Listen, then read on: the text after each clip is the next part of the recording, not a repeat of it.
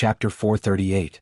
The commander of the West Hill Divine Palace Divine Guards, Luo Kadi, was a tall middle-aged man. When he put on his armor he looked like a mobile metal fortress.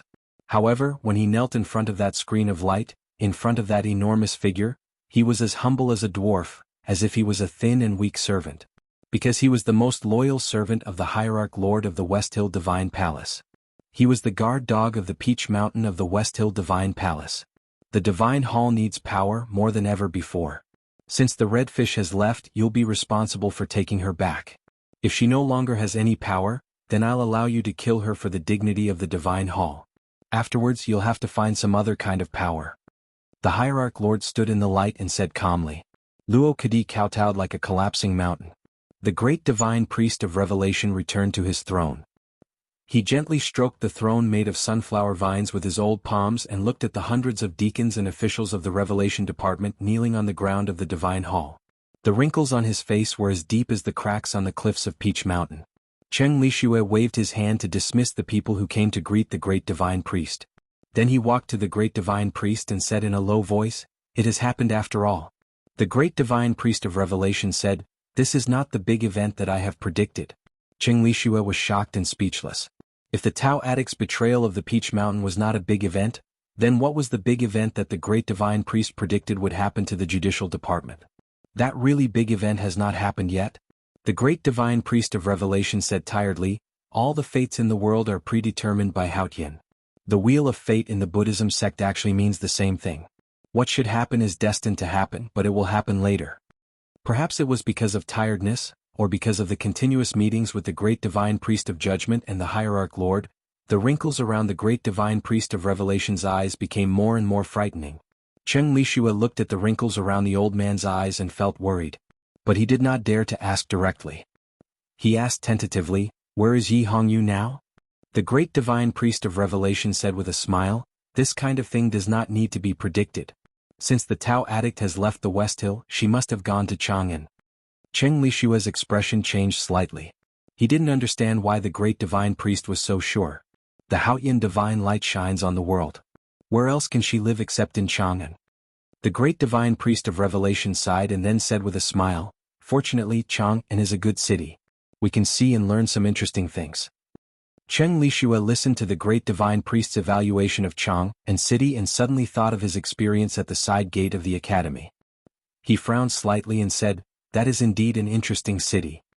He Mingqi actually sensed Ning Kei's divine skill earlier than me when Ning Kei fought with Lu Yiqing at the side gate of the academy. He Mingqi was the disciple of Li Qingshan, the nation master of Tang. At the side door of the academy, Ning Kei had slashed at Lu Yiqing with his blade and the divine light had shone brightly. The cultivators present could not understand it at all. Only Cheng Lishue and He Mingqi had reacted. Cheng Lishue crashed through the wall of the carriage. He Mingqi crushed the carriage wheel. Cheng Lishue was the Grand Master of the Revelation Department of the West Hill Divine Palace. It was not surprising that he could judge Ning Kei's divine skill so quickly. How could He Mingqi do the same? Recalling the scene at that time, Cheng Lishue frowned and said, "I can confirm that He Mingqi's state should be higher than mine. He is definitely not as weak as the rumors say." For hundreds of years, the greatest wish of the West Hill Divine Palace has been to invite the South School of Haotian back. Other than the boring dignity and reputation, of course, it is also because the people in the South School are extraordinary. Since younger brother Qingshan is the nation master of Tang, how can his successor be as weak as the rumors say? The great divine priest of revelation said slowly, "I don't know how the Tao Addict's trip to Chang'an will affect the relationship between the Divine Hall and the South School. After all, it is a matter for the future." Cheng Lishue thought about what had happened in the Divine Hall and the attitudes of the hierarch lord and the great divine priest of judgment.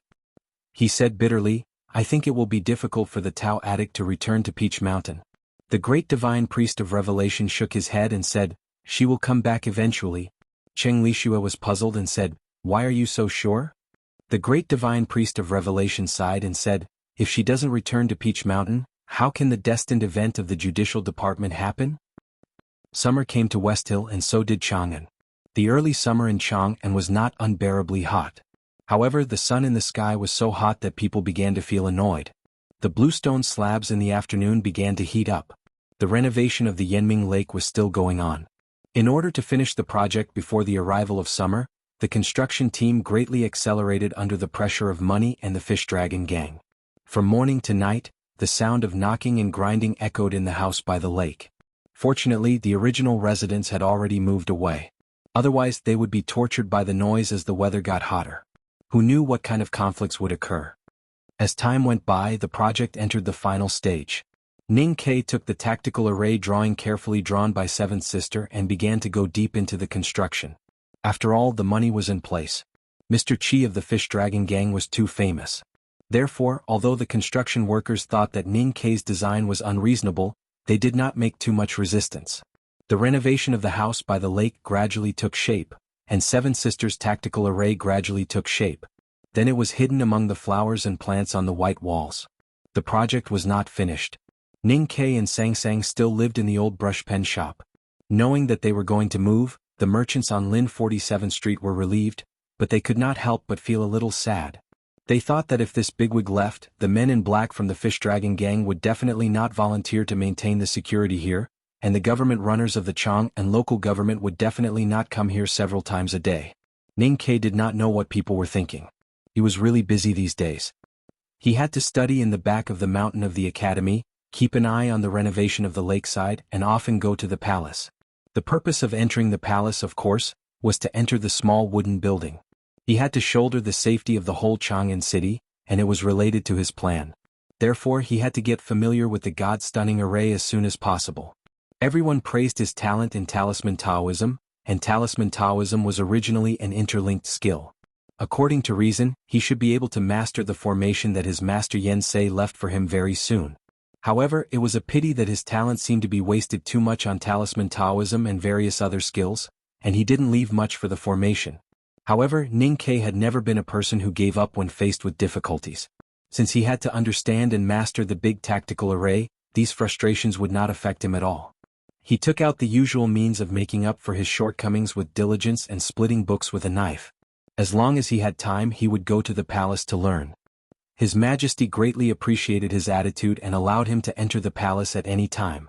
When he walked out of the small building wearily, the emperor would not let him go, but would take him to the imperial study.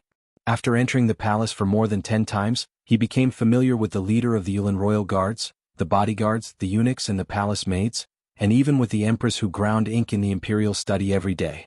However, he was still not very familiar with the big tactical array of Chang'an City. However, this did not mean that he did not gain some benefits from it. Other than some benefits that could not be told to others, the biggest benefit he gained was the countless ancient trees by the Yanming Lake and the things that were continuously sent to the courtyard. The purchase document and the land deed of the house by the Yanming Lake were written with Chao Xiaoshu's name. However, such a big movement could not be hidden from too many people. Li Yu was the first to know about this, so she gave Ning Kei a gift that was absolutely worthy of the identity of the princess of the Tang Empire. The numerous ancient trees that were transplanted by the Yanming Lake were all dug out from her own fiefdom. This was really a great deal and it could not be bought even with money. His Majesty and the Empress also knew that he was building a new house. The Empress chose a lot of antiques from the palace treasury as a reward, while His Majesty rewarded Ning Kei with many calligraphy treasures. This was the only thing that Ning Kei was not satisfied with. Time gradually passed and Chang'an City changed from early summer to midsummer. The cicadas in the academy became louder, and the heat in the city gradually rose. The renovation project by the Yanming Lake was officially completed. More than 10 houses that used to be separated were opened up, and the old walls that were softened by the lake air were repainted. The narrow alley between the houses was transformed into a stone path in the garden. Flowers and plants were in full bloom, which was very quiet and beautiful. The merchants on the Lin 47th Street plucked up their courage. Boss Wu and Aunt Wu, who sold the fake antique shop, took the lead and invited Ning Kei and Sang Sang to a farewell feast.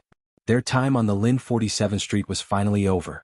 That night, Ning Kei and Sang Sang moved to the house by the Yanming Lake. All the furniture had been bought by the brothers of the Fish Dragon gang, so Sang Sang did not have a headache about how to fill such a large yard. Under the strong request of Mr. Chi, Ning Kei kept the old brush pen shop. Anyway, Chao Xiaoshu had waived his rent for many years. However, the old brush pen shop would not sell calligraphy anymore. Thinking about it, when the spring rain fell next year, there would be no young calligraphers in the shop called the old brush pen shop, and there would be no middle-aged people holding umbrellas outside the shop. Accompanied by cicadas and unknown insects, Ning Ke and Sang Sang strolled on the stone path by the Yanming Lake. The beautiful houses behind them were their new homes. Countless ancient trees by the lake made the stone path and the houses extremely quiet. The lake wind passed through them and the temperature seemed to be a lot lower. Compared with the stuffy heat in the streets of Chang'an, it was a completely different world. Sang Sang thought of the picture of Ning Ke lying on the bamboo chair outside the back door in the summer 2 years ago, constantly soaking himself with well water and chatting with the neighbors. She could not help but feel that it was a lifetime ago. I never thought that we could live in such a big house. When they lived in a cave in Min Mountain, they lived in a tree house, and they lived in a small courtyard in the city of Wei. They had imagined for many times what kind of big house they would live in when they were rich. Now when they strolled in their own big house by the lake, they realized how shabby their imagination was. It's good, isn't it? Ning Ke asked. Sang Sang nodded and said, it's better than very good. Fuck, there's one more chapter. To be continued. If you like this work, please come to Chidian.com to vote for it. Your support is my greatest motivation. Chapter 439. Standing by the lake, Ning Ke looked back and saw towering green trees, white walls and black eaves. It was a noble scene. Thinking that this was his home, he could not help but sigh like Sang Sang. He said with great satisfaction, we will live in a bigger house in the future. Sang Sang was a little surprised. She looked up and said, bigger houses than here can only be the Princess Mansion and the Imperial Palace. Ning Ke reached out and took her into his arms. He rubbed her head and said, we often go to the Princess Mansion and the Imperial Palace. If we really want to live there in the future, I will ask His Majesty. Sang Sang leaned against his chest and laughed happily. The light that leaked through the green leaves of the ancient trees suddenly became much lighter. Ning Ke looked up at the sky and saw a few large clouds floating in the sky above the treetops, blocking the blazing sun. He pushed Sang Sang away and said, let's go boating. The little handmaiden was not too uncomfortable with the completely different treatment. She said "Ong" and walked to the newly built simple mooring on the lake shore. The wooden stack, which was about a few feet long, extended to the Yanming Lake. There were 2 boats moored in front of the stack. There were oars at the stern and a canopy on the boat. They were very new, which was bought by Ning Quebec. The wooden oars cut through the white clouds and the blue sky on the lake surface. The lake waves gradually rose and swayed to the distance, disturbing the water plants in the clear water and startling the fish in the water plants. The boats left the pier and sailed to the center of the lake. There was a lotus field in the middle of Yanming Lake. Ning Ke was half lying on the bow with his unbuttoned shirt collar. He lay in the shadow of the canopy and smelled the faint lotus fragrance in the wind. He closed his eyes comfortably. Sang Sang stood at the stern and slowly rowed the oars. You should also close your eyes and feel it, Ning Ke said. Sang Sang put down the oars in her hands and walked into the canopy. She leaned against him and closed her eyes. Her sparse eyelashes gently blinked and her yellowish hair trembled in the lake wind. What do you feel? The wind on the lake is very cool. I'm asking about the aura of heaven and earth. It seems a little stronger than on the shore. Sang Sang opened her eyes and looked at the lotus field not far away. Her thin brows furrowed. Ning Ke took out the map from his arms and pointed at the Yanming Lake, which was about the size of a fingernail. He said, this lake is the left branch of Chang'an City. The imperial court dredged this lake last year. Nominally, the Ministry of Works responded to the request of the Chang'an local government, but in fact, it was the daily maintenance of the God-stunning array by the Imperial Center Administration. Sang Sang was puzzled and asked, then will the imperial court agree to buy the house by the lake? I'm in charge of the array in Chang'an City, not to mention this lake. Ning Ke continued, the reason why I sold everything I had to buy the lakeside house was because of this lake. The big tactical array in Chang'an City has never been activated, but it has been operating slowly. Yanming Lake, as the left eye of Qi, naturally needs to gather some Qi of heaven and earth. Although the self-uniform power of heaven and earth is too strong, the concentration here cannot be too special, but it is good for cultivation. Sang Sang nodded, not really understanding. The most important thing is, if I can really control the big tactical array in Chang'an City, I can connect the tactical array designed by Seventh Sister for us with the God-stunning array. Ning Ke said, at that time I don't need to activate the God-stunning array to startle the world. I also have enough ability to borrow the power of Chang'an City and plant a lotus on someone. Sang Sang thought for a moment and said, it sounds very difficult. Ning Ke thought about the learning in the palace these days and said bitterly, it's more difficult than very difficult. Sang Sang said, young master, I believe you can definitely do it. I hope so, but there is not much time. Ning Ke looked at the lotus field not far away and thought that the green lotus leaves would all turn into withered yellow leaves in autumn, and that person would also return to Chang'an. He could not help but fall silent. Let's go to the lotus field over there, he said. Sang Sang stood up from beside him, walked to the stern and rowed again. Let's row. Ning Ke's song sounded on the boat on the lake. Yinming Lake was a public forest land owned by the government and was not allowed to be sold. It was impossible for it to become Ning Ke's private property. However, he had bought all the houses by the lake. The imperial court would not take it too seriously because of his status. Yinming Mountain on the south bank was not famous and there were very few tourists. Therefore, Yinming Lake was in fact the private lake of his house. There was only one boat floating on the beautiful lake. Sealing up such a beautiful scenery and turning it into a private garden that could only be enjoyed by themselves would cut off the opportunity for the people of Chang and to get close to it. Of course, it would seem a little unkind and even morally questionable. However, Ning Ke and his handmaiden were originally nouveau riches and had never been kind people, so they did not care much about moral issues. The lotus field in the middle of the lake was planted by people hired by Ning Quebec.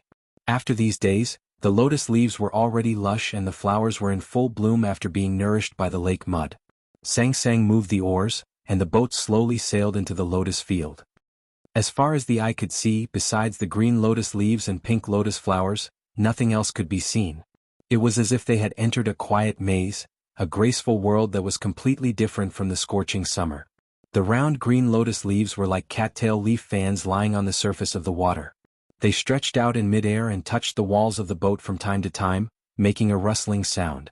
The lotus flowers were in full bloom by the side of the boat. The pink, white, soft and smooth petals were so close to the two that they could even clearly smell a faint fragrance. Ning Ke leaned on the bow of the boat and looked at the lotus leaves that brushed past him. He held a cattail leaf fan in his hand and waved it gently. His eyes were slightly narrowed as he admired the beautiful scenery of the lotus field. At the same time, he meditated and cultivated. He used the qi cultivation method that he learned when he was in seclusion in the cliff cave to constantly breathe in and out the aura of heaven and earth between the lake and accumulate the Great Spirit in his body. The drop of liquid that was condensed by the Great Spirit in his body was now rounder and fuller. It looked like a drop of water rolling on the lotus leaves and could fall into the lake at any time. The boat went deep into the lotus field. The house by the lake and even the Yinming Mountain on the south bank were all covered by the lotus leaves. Sang Sang put down the oars and sat beside Ning Quebec. She reached out to the side of the boat and picked a lotus head among the leaves. Her little hand slightly tore the fresh lotus that had not been formed for a long time and picked out the pale green lotus seed. She carefully peeled the lotus seed and picked out the thin lotus core inside and then sent it to Ning Ke's lips. Ning Ke did not open his eyes and ate the lotus seed with her fingertips. When his mouth was full of fragrance, he suddenly opened his eyes and said, "The first lotus core is not bitter. Why bother to pick it out?" Sang Sang had already processed several lotus seeds and fed them all into his mouth. She did not listen to him and still carefully picked out the lotus core. "I heard that the lotus core can be used as medicine. We can't waste it," she said with her head down. Ning Ke was speechless and said, "Anyway, we are a family with a big house now. Why do we have to be so thrifty? If you have the time, you might as well let me write a few more calligraphy pieces." Sang Sang thought for a while and thought it was true. She looked at the lotus core on her knees and made up her mind. She threw the lotus core into the lake and washed her hands in the lake water. Then she walked back to the stern. "Where are you going?" Ning Ke looked at the boat swaying and asked in confusion. Sang Sang said, "When we go back, I will let you write a few more calligraphy pieces. I spent all my money to buy this house. Even if the palace gave me a lot of things, I still owe Mr. Qi a few thousand taels of silver last night." Ning Ke said helplessly, "There is no hurry, right?" Sang Sang laughed and said, "I'm just kidding. Tell me, where are we going at this time?" Ning Ke said, "Just paddle." The boat swam freely in the lotus field. Ning Ke opened the package beside him and took out the small iron can. He carefully touched the deep straight lines on it and found that he really did not have the ability of Sixth Brother. He casually threw the small iron can into the lake. These days, Sixth Brother made a total of more than 30 small iron cans, and now he was still making them in the back of the mountain of the academy. As long as there was time, there would be a continuous supply. The small iron pot was filled with enough weight of scrap iron, which increased the power of the test. Moreover, when thrown into the lake, it could be guaranteed that it would not float. The relatively troublesome thing was the fire foo in the small iron pot. Although Ning Kei's psyche power was much stronger than that of ordinary cultivators, it still made him feel a little tired to make more than 30 fu papers with the most powerful talisman power. Sang Sang rowed. He leaned against the bow of the boat and threw the small iron pot into the lake from time to time, ignoring the fish on the lotus leaves. The boat swam freely and he threw it casually. This scene seemed to be comfortable and natural, but in fact he firmly remembered the position of the small iron pot in the lake. The boat moved among the lotuses and the green leaves. The lake water suddenly broke, making a clear and pleasant sound. It was like frogs jumping from the boat into the lake from time to time. When the boat sailed out of the lotus field, the small iron pot had completely sunk into the lake. At this time the sky was covered by rain and clouds and no one knew when it was dusk. Ning Kei stood at the bow of the boat and looked at the shore that was getting closer and closer. There was a steep but not high Yanming mountain on the shore. He squinted his eyes and felt the lake breeze, which was much cooler than yesterday, caressing his cheeks. It was very comfortable. The boat reached the south bank and the two went ashore into the forest. They picked up the grass along the way and finally reached the peak of Yanming Mountain. The peak was not high, but they could overlook the lake. Ning Kei looked at the courtyard on the north bank of the lake and looked at the looming lines between the trees and eaves. He silently compared it with the tactical array left by Seventh Sister in his heart and confirmed that there was no difference. If Hao Yin can give me enough time to connect this lake with the God-stunning array, then I believe that I can kill anyone I want here. Just after he said this, it seemed that Hao Yin could no longer tolerate his arrogance. A light suddenly flashed in the depths of the dense rain clouds in the sky, and then there was a rumbling thunder. The rain fell without warning and instantly turned into countless water curtains, covering the entire Chang'an city. Yanming Lake and Yanming Mountain were silent in the rain. At the moment when the lightning flashed and thunder roared, Sang Sang opened the big black umbrella as fast as she could. Ning Kei looked up at the black umbrella and said, "It is easy to be struck to death with an umbrella in a thunderstorm." Sang Sang said, "You said that when we were young, but we were not struck to death." Ning Kei sighed and said, "It is indeed a very magical world. Then close your eyes and feel it." The rain was pouring. Thunder and lightning intertwined. Sang Sang stood on the edge of the cliff, facing the turbulent lake water. She closed her eyes and held the handle of the big black umbrella tightly. After some time, Ning Kei asked with a serious expression, "How do you feel?" Sang Sang opened her eyes, which were brighter than the lightning in the rain clouds. "I can feel everything. That's all for today. See you tomorrow." "I'm really not used to writing during the day. My eyes are always blurred, but it seems to be efficient. I hope it can continue." To be continued. If you like this work, please come to Chidian.com to vote for me. Your support is my biggest motivation. Chapter 440. Sang Sang was a little handmaiden. Sang Sang was not an ordinary handmaiden. She had an amazing memory. She could easily remember all the numbers she had seen since she started to count. This could be testified by the soldiers and civilians in the city of Wei. She was very smart. This could be testified by Chin Pippi, who had walked out of the old brush pen shop several times. Chin Pippi was a genius recognized by both Haoyan Taoism and Chang'an Academy. The reason why Sang Sang often seemed a little clumsy or even dull was not that her brain was not good. In Ning Kei's words, she was just a little lazy and did not want to think about many things. Ning Kei knew more about Sang Sang's special features than anyone else in the world, such as her intelligence and her unique ability. However, in the past 10 years he had not thought about or touched these special features of Sang Sang. This was his instinctive choice. Because he could not understand why he had picked up a little baby girl from a pile of corpses by the roadside of the wasteland in Hebei County. The baby girl seemed to be hiding some secrets which made him feel a little scared. It was not until the great divine priest of light escaped from the West Hill and came to Chang'an City and took Sang Sang as his disciple. Sang Sang became the next great divine priest of light in the West Hill Divine Palace.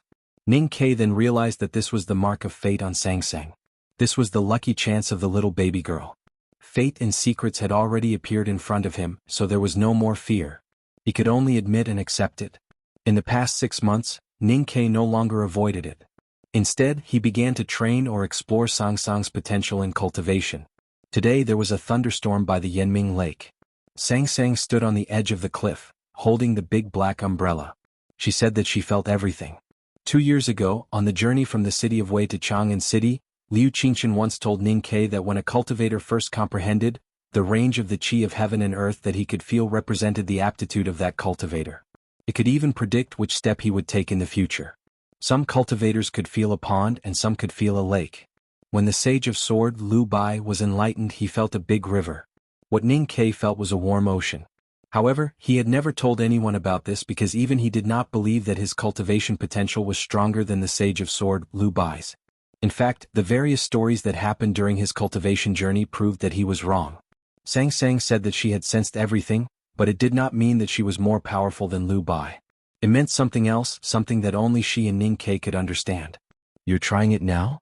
Sang Sang handed him the big black umbrella. Ning Kai took the big black umbrella. His palms and the umbrella handle were full of rainwater. The psyche power was slowly released from his sense of perception and passed through his palm into the handle of the big black umbrella. Then it quietly covered the oil-stained surface of the big black umbrella. It passed through the majestic rainstorm and diffused towards Yanming Lake at the bottom of the cliff. Ning Kai also felt a lot. He sensed the lake that was jumping restlessly like boiling water after being hit by the storm. He sensed the lotus leaves in the lotus field that were rattling restlessly like drums. He sensed the frightened frogs under the lotus leaves. He sensed the small iron pots that looked like stones in the depths of the lake. Ning Kai looked up at the sky and tilted the black umbrella backward. The heavy rain immediately soaked his body. The dark clouds in the sky rolled and squeezed. After the dark clouds there were more dark clouds. Countless raindrops poured down from the layers of dark clouds, looking like countless old black snakes biting each other crazily. Suddenly, an extremely thick and straight bolt of lightning crossed the entire sky from the northwest of Chang'an City without warning. It instantly tore apart the rolling rain clouds. The thunder came soon after and exploded above Yanming Lake. Boom! It was unknown whether it was the power of the thunder or something else, but the water of Yanming Lake suddenly fluctuated. Water splashed everywhere and the lotus branches shook violently, as if they would break at any time. Ning Kai looked down at the surface of the lake that was surging like a fountain. He looked at the waves and broken branches that were gradually dispersing towards the shore. He suddenly said, "Yes." Sang Sang wiped the rain off her face and did not speak. After that terrifying bolt of lightning, the sky seemed to have officially begun to get angry. Bolts of lightning came one after another, illuminating Chang'an City, which was originally covered in darkness by the dark clouds. The dull thunder did not show any signs of stopping. The continuous explosions did not give the people in the city any chance to breathe. In the violent thunder, Ning Kai held the black umbrella and looked at the north shore of Yanming Lake. He said something, but because the thunder was too loud and the rain was too violent, only he could hear it. He pointed to the courtyard on the north shore and said, "Start from the courtyard." He pointed to the shaking lake and said, "Continue in the lake." Then he looked at Sang Sang and the Yanming Peak under his feet and said, "End here."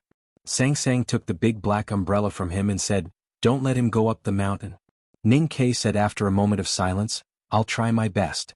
If I still can't kill him in the lake and don't let him go up the mountain, then I'll go down the mountain." Sang Sang said, "What about me if you go down the mountain?" Ning Kai said, "You watch me from the mountain." Sang Sang said, "I can help you.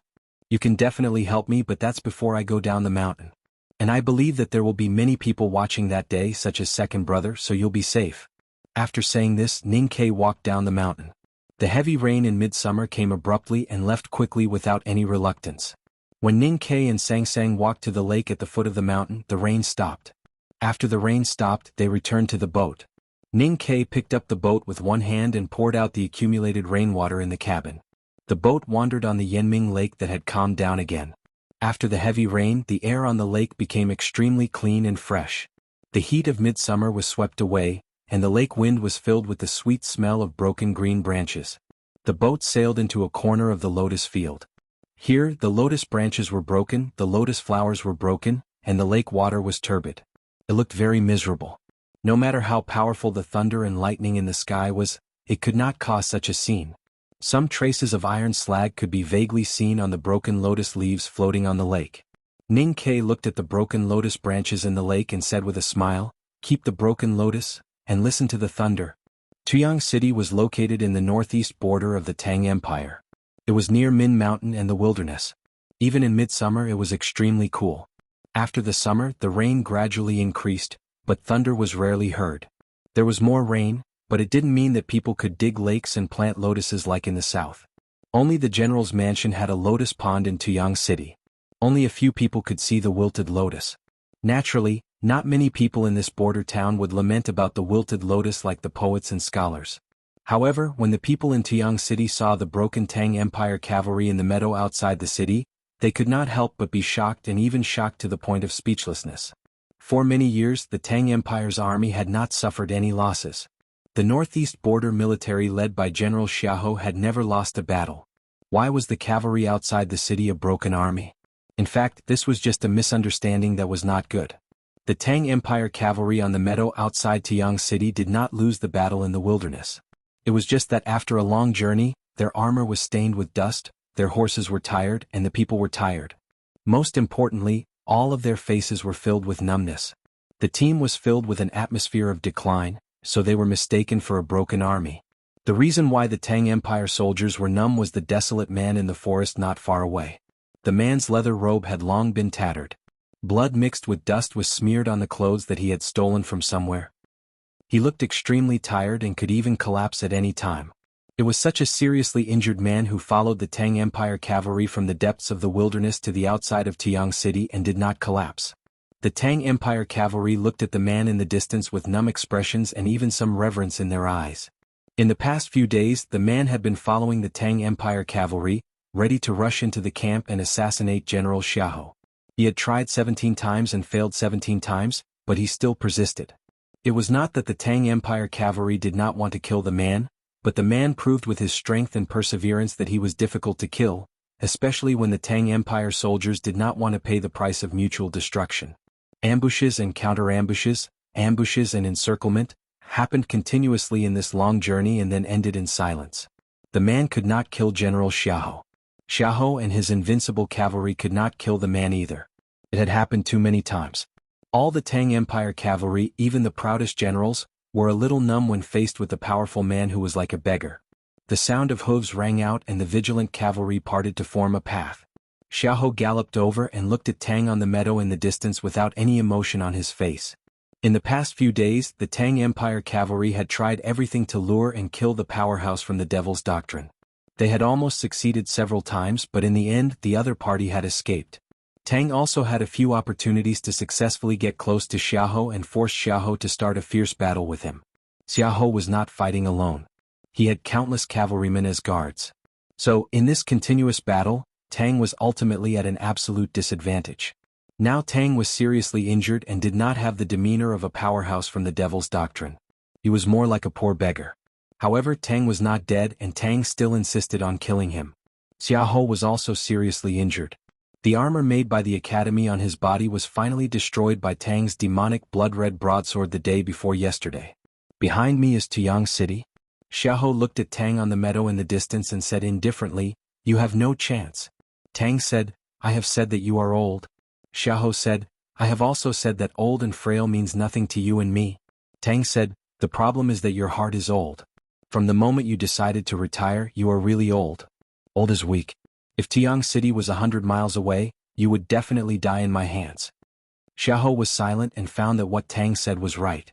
"But I have Sunsoil City, and I have countless cavalrymen who are loyal to me." Xiahou said, "And you are only one person." Tang said, "If you could understand that fighting is ultimately a personal matter, maybe you would not have made so many mistakes and would not be as old as you are now." In midsummer the grass was long and the eagles were flying. There were countless wounds on Tang's body. Blood was still dripping, falling on the grass and starting to burn. Xiahou covered his mouth with his fist and began to cough. There was blood flowing from his fingers, like an injured eagle on the rock wall. Eagles were generally called eagles. However, eagles could grow old but humans could not.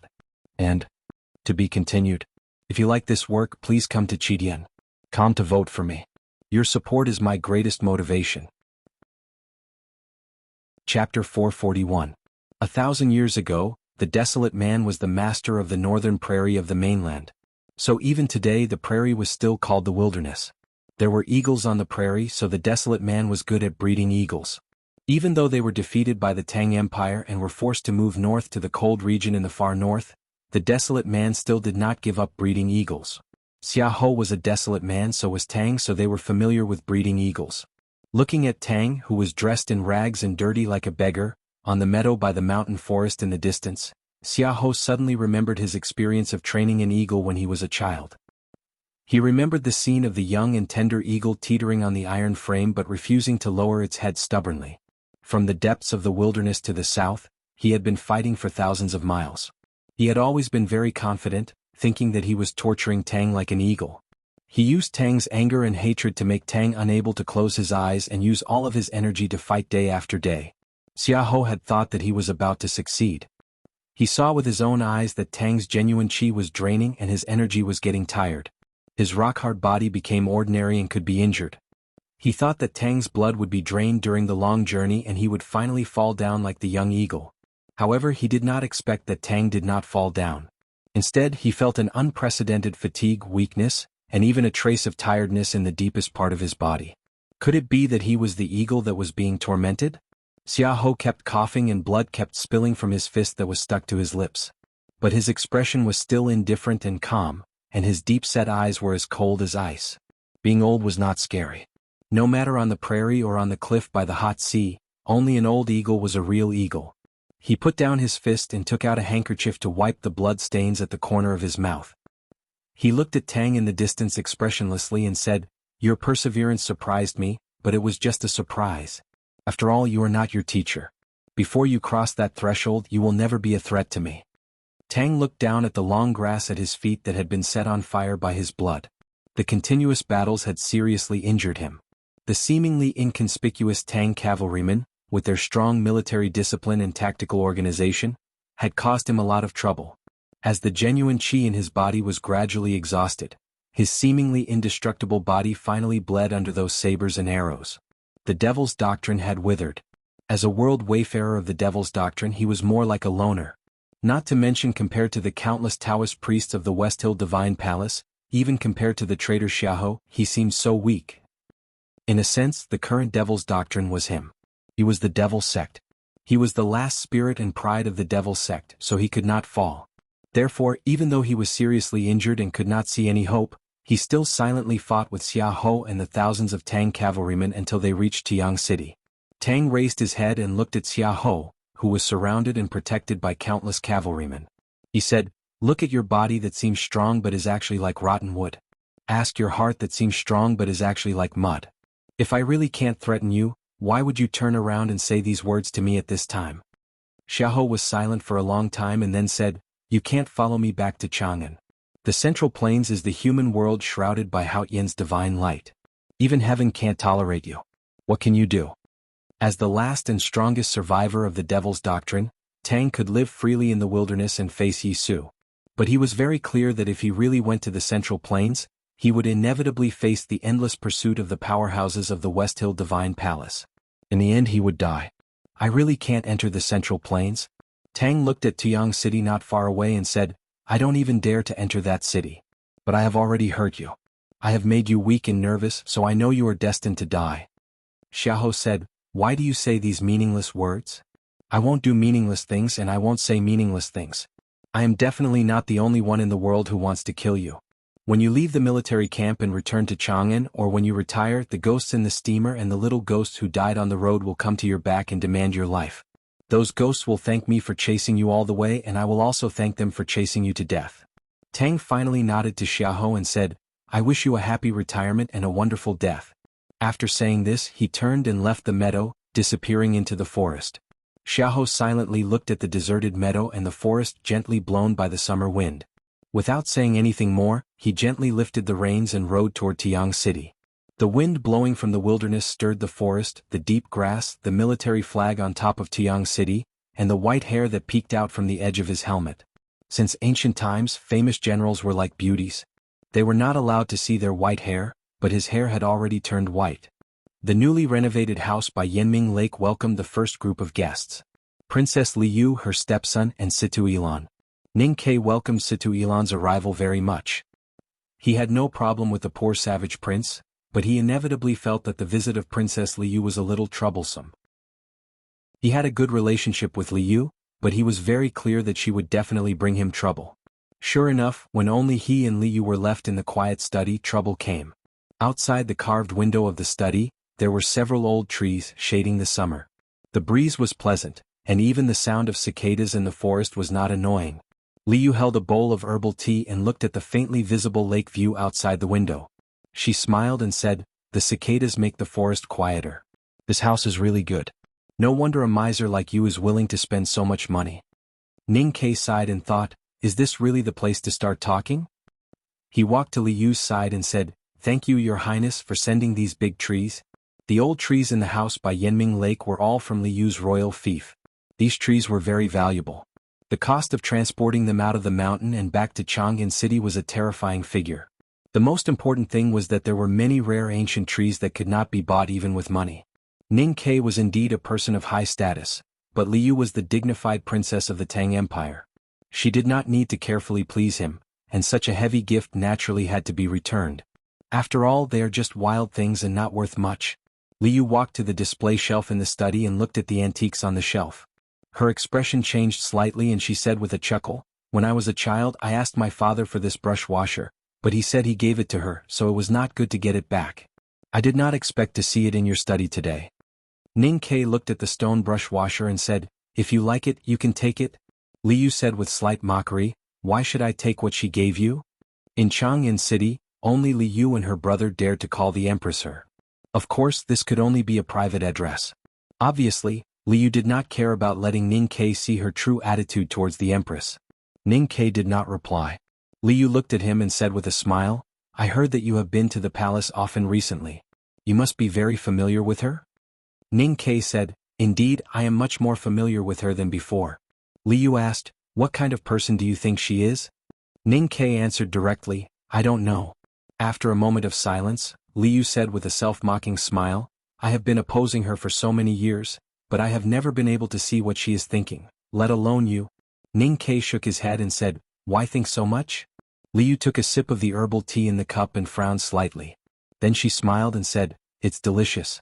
Is this the mulberry tea made by Sang Sang? I have heard her mention it several times, but this is the first time I have tasted it."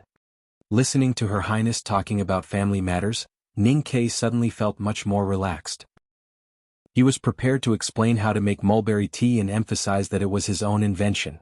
However, he did not expect that Liu's next sentence would come so quickly. The atmosphere took a sudden turn for the worse. "My thoughts are very simple, you know." Liu looked into Ning Ke's eyes calmly and persistently. Ning Ke did not avoid her gaze and said, "I have also told you my thoughts." Liu said, "I know that you have some problems with the imperial military." Ning Ke said, "I admit it, but the problems can always be solved and I don't need to care about them. I don't think that after you killed Huang Xing and Yu Shuizhu, you can still have a good talk with Xia Ho and let those old generals in the military think that you are kind and harmless." Liu said, "These problems cannot be solved. Maybe you really don't need to care about them, but if you want to continue doing something, you have to care about them." Ning Ke said, "Of course I will not admit what Her Highness said. As for the little friction between me and General Xia Ho, I believe it will not last for too long. Everyone knows that Xia Ho is on the Empress's side." Liu said, "The Empress is trying to win you over because she does not want the dispute between Xia Ho and the Academy to continue to expand. But are you willing?" Ning Ke thought to himself, "I also know that the Empress is Xia Ho's sister." Eldest brother had already told him, so he would not reveal this big secret in front of Liu. Liu said, "If the hatred between you and Xia Ho is only the conflict in the wilderness, since Mr. First has already set the tone, I hope you are willing." Ning Ke frowned slightly and did not understand why she would choose to stand on the same side as the Empress. Liu said in a low voice, "Only some young generals in the army are willing to be loyal to me. Hua Shangyue leads the Hebei Prefecture army, and it is too difficult for him to accumulate military merits. With his current qualifications, it is impossible for him to take over Xia Ho's position in the northeast border military. But since Xia Ho is willing to retire, it is a good thing for me. So I do not want other things to interfere with this process." This explanation was very naked and sincere. Even Ning Ke could not help but be slightly stunned. After a moment he sighed and said, "This kind of thing is really boring." Liu said with slight mockery, "You are indeed a student of the headmaster of the academy. You even feel that the throne of the Tang Empire is boring." Ning Ke said, "I have told you before, don't pay too much attention to the attitude of the person who entered the human realm from the academy. I have teachers, senior brothers and sisters, His Majesty in the palace, the nation master in the temple, Huang Yang in the temple, and Su Shi and the other old generals in the army. Whether the throne should be passed to your brother or the prince born by the empress is ultimately these people's opinion.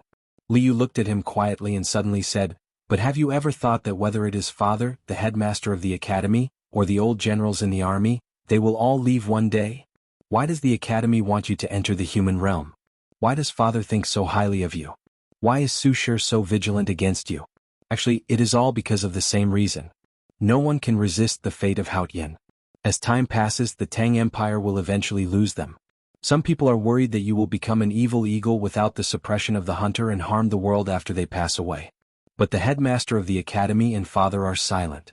They want to protect you, torture you and polish you.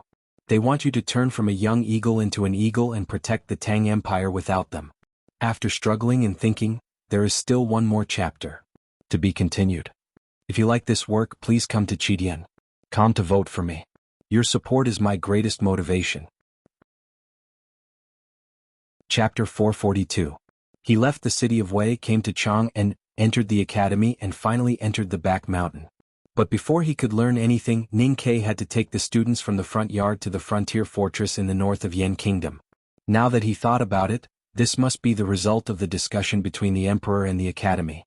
When he came to the wilderness, he received the news from the Imperial Center Administration that the front gate of the Devil's Doctrine deep in the wilderness was opened and the tomes of arcane appeared. Ning Ke had to go north. After so many tests and even tortures, he finally inherited the mantle of youngest uncle, which was the embodiment of the will of the headmaster of academy.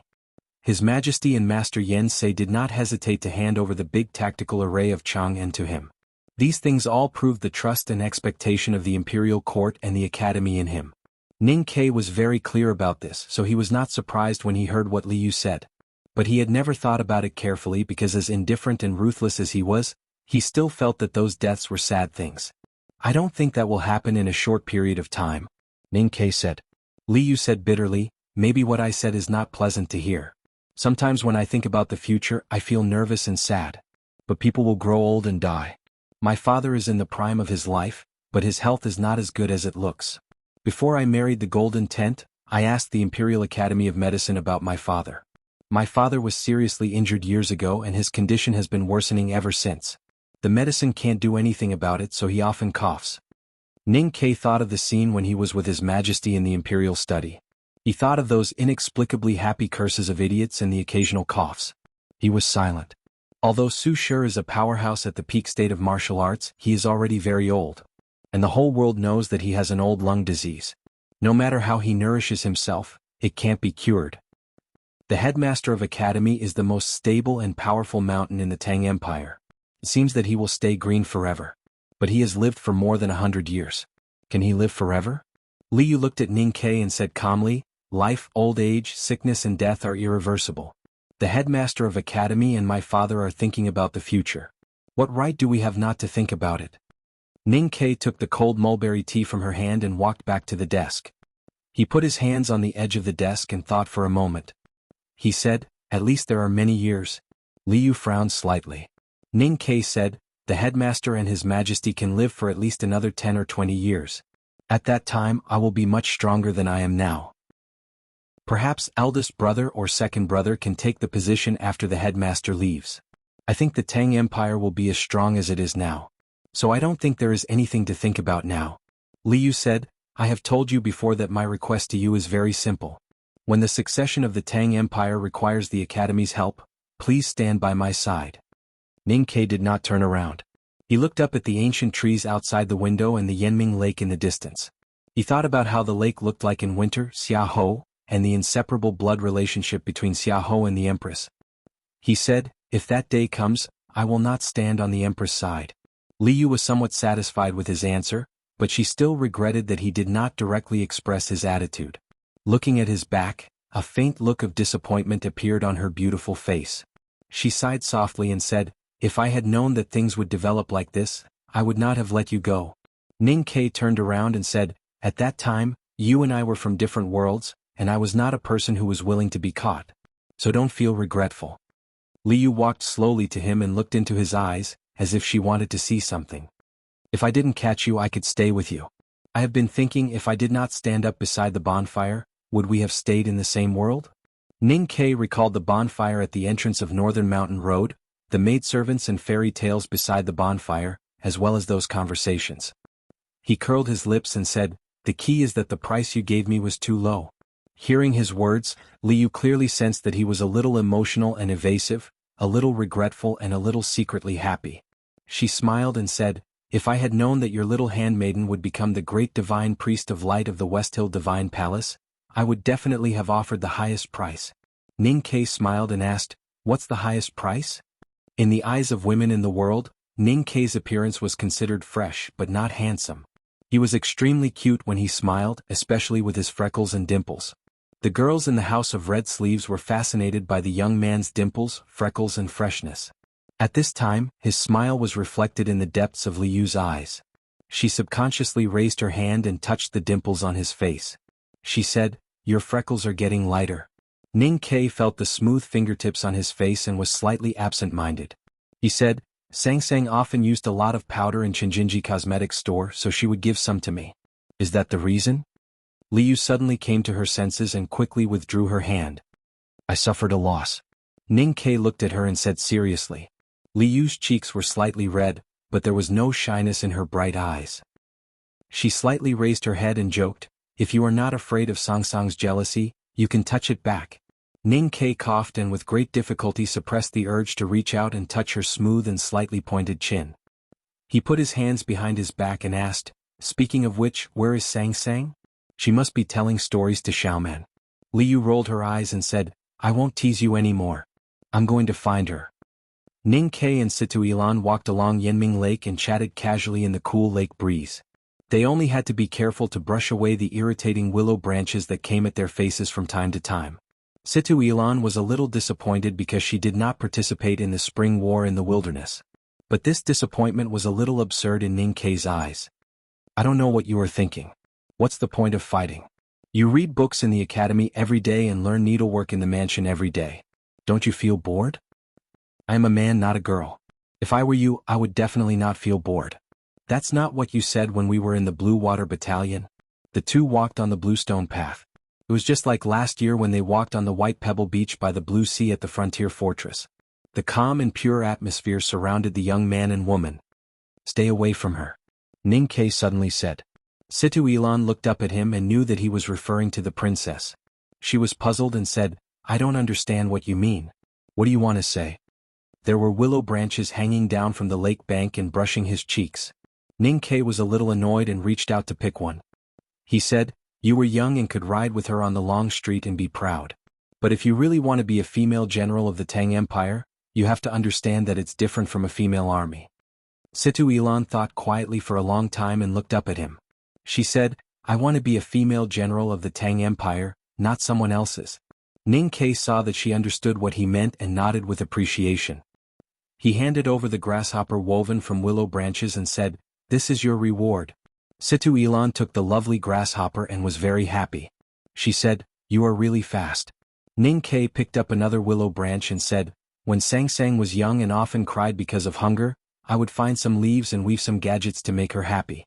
It's faster to make more gadgets." Situ Ilan looked at his expression and said jokingly, "Look at the lake and you will find how annoying you are at this time." Ning Ke said proudly, "I am good at it. Why shouldn't I be proud?" Situ Ilan blinked and asked, "Are you proud because of your dexterity or because you made Sang Sang happy?" Ning Ke said, "Both, but the latter is more." Situ Ilan gently coughed and asked with a smile, "During those days people in Chang'an City had been talking about you and the calligraphy addict. Many people, including Wuxia, had seen you holding hands with the calligraphy addict. Why did you get together with your little handmaiden a few days later?" It was already surprising that Sang Sang suddenly became the miss of the Grand Secretary's mansion. This change is even more surprising. Ning Ke was stunned and asked, "Can't I?" Situ Ilan raised the willow branch grasshopper in front of her eyes and looked very naughty. She said, "Why not? It's just that many people said you played with the calligraphy addict's feelings. They are very ashamed of you." Ning Ke waved his arms and said angrily, "How did I play with her? How did I play with her? I have become like this. What else do you want me to do? Besides, when did I hold hands with her?" He stretched out his arms in the lake wind and protested indignantly, "We did swim together, but where did my arms go? I didn't even touch her hands." The new house by the Yanming Lake was completed. Under Song Song's strong request, Ning Ke did not hire stewards or maids, nor did he waste money on any opening ceremony. But since Liu brought Elan here, Ning Ke thought that he had to put on a show. So he returned to the back of the mountain of the academy and invited his senior brothers and sisters to be guests. Just as he had expected, his senior brothers and sisters in the back of the mountain of the academy were not interested in this kind of thing at all. He felt a little relaxed but also a little embarrassed. Unexpectedly, the next day Chin Pipi came with Tang Xiaotang. Ning Ke rowed the boat. Looking at the fat man lying on the bow, sighing and urging, he felt angry. He thought that it was Sang Sang who rowed on the lake and he enjoyed it. But after he came he had to serve him. What kind of logic was this? Although he thought so, he could not say it out. Because the academy was most particular about, to be exact, second brother was most particular about brotherhood. Since Chin Pipi was the senior brother, he could naturally ask Ning Ke to do things. Even if Ning Ke had any opinions about it, he did not have the guts to reason with second brother. I say, can't you hurry up? Didn't you eat today? Chin Pipi looked at the boat that was about to disappear into the lotus field and saw Tang Xiaotang's figure on the boat. He was so anxious that he almost jumped and scolded Ning Ke through the oar and said angrily, "You ate all the lunch. Where can I go to eat? See you tomorrow?" To be continued. If you like this work, please come to Chidian. Come to vote for me. Your support is my greatest motivation. Chapter 443. 4 people and 2 boats floating on the lake. It was a beautiful thing. Unfortunately, Tang Xiaotang and Sang Sang were in the same boat, so Chin Pipi had to take the same ticket as Ning Quebec. The boat was faintly discernible in the lotus field. Tang Xiaotang and Sang Sang were happily talking about something with some small things in their hands. Chin Pipi looked ahead and thought that it was such a pity that he couldn't get close to Xiaotang after he saved her from the clutches of his third senior sister. What are they talking about? Chin Pipi asked. Ning Ke said, "A few days ago I made some small things with willow branches for Sang Sang. I haven't made them for many years but she still likes them very much. She must show them to her friends." Chin Pipi was slightly startled. He looked back at Ning Ke beside the oar and said, "I didn't know that you are a guy who knows how to please girls." Ning Ke sneered, "Do you think everyone is worse than a beast like you? It's been so many days. Haven't you got the girl yet?"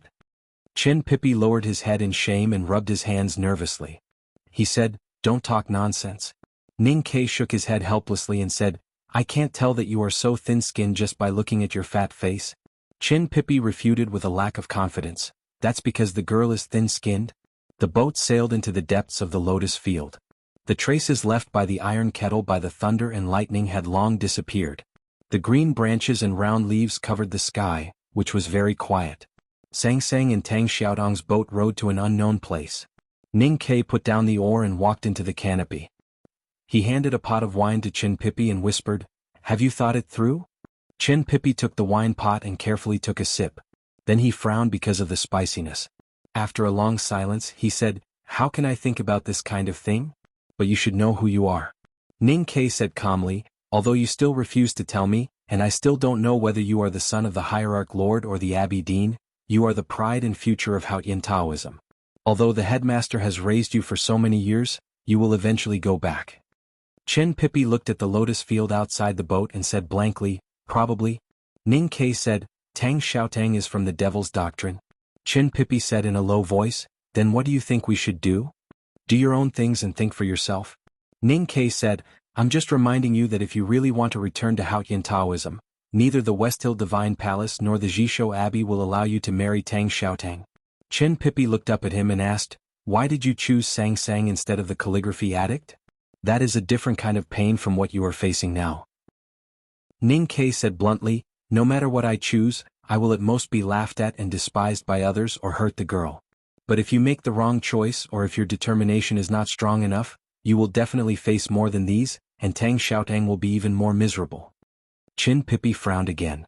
His round face, which was usually carefree and cheerful, showed a rare solemn expression, which eventually turned into endless sorrow.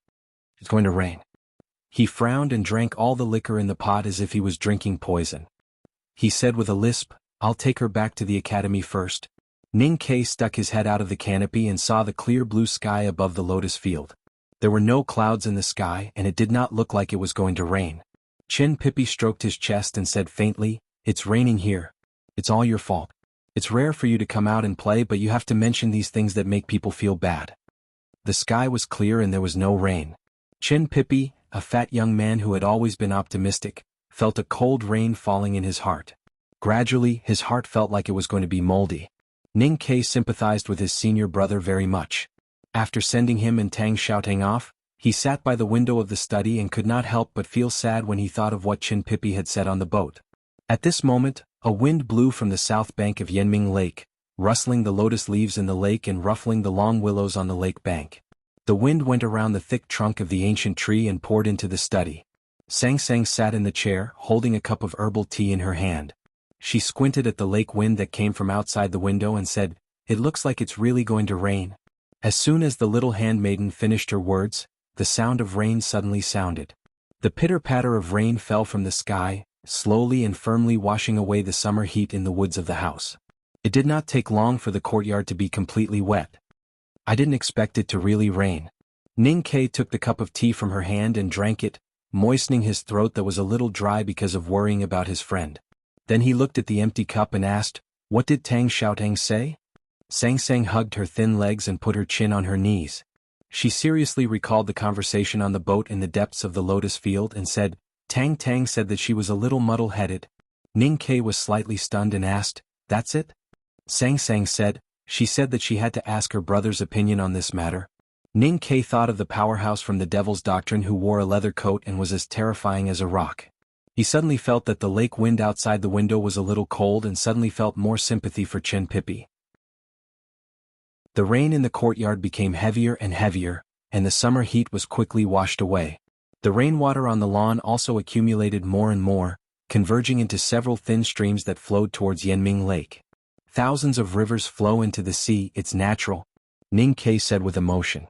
Sang Sang raised her head and gave him a puzzled look, not understanding what he was talking about. "What I want to say is that there are some things that we can only passively worry about, but we can't do anything about it. We can only silently watch it develop and at most give our blessings." Ning Kai looked at the heavy rain outside the window and said, "It's like the sky is going to rain, and the young lady is going to get married." Sang Sang thought about it and hugged her legs tighter. There was silence in the courtyard. There was no sound, only the sound of rain. At this moment, there was a sudden loud knock on the front door of the house. "I told you to say it's going to rain and now it's really going to rain. Did you not bring an umbrella? This is a guest from Haotian. You two can sleep here tonight, but don't expect me to lend you an umbrella. Sang Sang and I have set a strict rule since we were young. We can borrow people and lives, but we can't borrow two things. You can't borrow money and you can't borrow an umbrella." The knocking in the front yard became louder and more urgent. It was obvious that the guy was not happy with the heavy rain, and he wanted to express his strong dissatisfaction by knocking. Ning Kai was too lazy to care. He still imitated the eldest brother and walked slowly to the door, and kept nagging to make fun of the guy. "You want to say why you can't borrow an umbrella? Hey, this is a very long story and I don't know if you are interested to hear it. You shouldn't have left just now. Oh my God, why is it you?" Ning Kai's voice stopped abruptly when he pushed open the courtyard door. He looked outside with his mouth open, and his hands were still holding the heavy courtyard door. He was so stiff that he looked like he had been struck by lightning. He really felt like he had been struck by lightning at this time. It was not Chin Pippi and Tang Xiaotang outside the house. It was a young Taoist girl in a blue Taoist robe. The young Taoist girl was soaked by the heavy rain. Her wide blue Taoist robe was wet, and her messy and sticky hair was on her forehead. She looked very embarrassed. She was holding a horsetail whisk in her hand, and the tail of the whisk was on her left arm, dripping water. No matter how one looked at it, being drenched was a very embarrassing scene. Therefore, the girl's eyes were no longer as cold and proud as before, but with a bit of anger and shame. But in fact, she did not look embarrassed at all. Her eyebrows were still so beautiful. No matter how the rain fell on her pale cheeks, no matter how angry her eyes were, she was still beautiful. Because she was recognized as one of the 3 most beautiful girls in the world. Ning Kai pushed open the courtyard door and saw a beautiful girl in the heavy rain. Her cheeks were pale and her hair was slightly messy. She looked timid and pitiful. Ning Kai suddenly thought of many beautiful stories and strange stories, and then remembered a song that kept repeating, "You are so beautiful." Ning Kai believed that the beautiful Taoist girl outside the door was definitely more powerful than those vixens in strange stories. He also believed that she was more beautiful than those vixens. But he was not tempted. Because he did not want to court death. He did not even want to see her at all. Even though his cultivation state was much stronger now, he still did not want to see her. Therefore his first reaction was to close the door. However, just as he was about to close the two heavy courtyard doors with all his strength, he found that the doors were many times heavier than before. Because the Taoist girl in the rain stretched out a palm and placed it in the gap of the door. Ning Ke did not dare to think about how much blood he would lose under her Taoist sword if he clamped her hand and made it bleed. But he still did not stop closing the door. Just as the two heavy courtyard doors were about to clamp the Taoist girl's palm, a faint light suddenly appeared on the tiny hand that was dripping with rainwater. There was a sudden gust of wind at the courtyard door, and the heavy rain falling on the courtyard from the air suddenly stopped. An indifferent and powerful aura gushed out from that palm, instantly evaporating the rainwater and an extremely small green leaf on the surface of the palm. Then it shattered everything it touched. There was a dull and loud sound at the courtyard door. The people in the distant Chang'an city who were sheltering from the rain under the eaves looked curiously at the Yanming Lake where the sound came from. They wondered if the loud thunder had killed anyone. No one died. But the two doors were destroyed. Ning Ke looked at the big gap in the courtyard door and wanted to cry but had no tears. The splinters of the courtyard door splashed all over his body, and even his face was covered with splinters. He looked very pitiful under the washing of the rain. Looking at the fresh fragrant wood stubble gradually turning from white to gray in the rain, he thought of the money he had spent on the two courtyard doors. His expression became extremely painful. He looked up at the beautiful Taoist girl in the rain and trembled with heartache. He shouted angrily, "Yi Hongyu, you must pay for my door." Consecutive two-word chapter names. That's the end of it. Today's chapter names made me exhale deeply and feel extremely good. Today is Friday. I will accompany my parents to drink and play, so there is only one chapter left. I will write some more. There will be updates tomorrow and Saturday because I asked for leave a few days ago. I will make up for it tomorrow. Have a good weekend. To be continued. If you like this work, please come to Chidian.com to vote for me. Your support is my greatest motivation.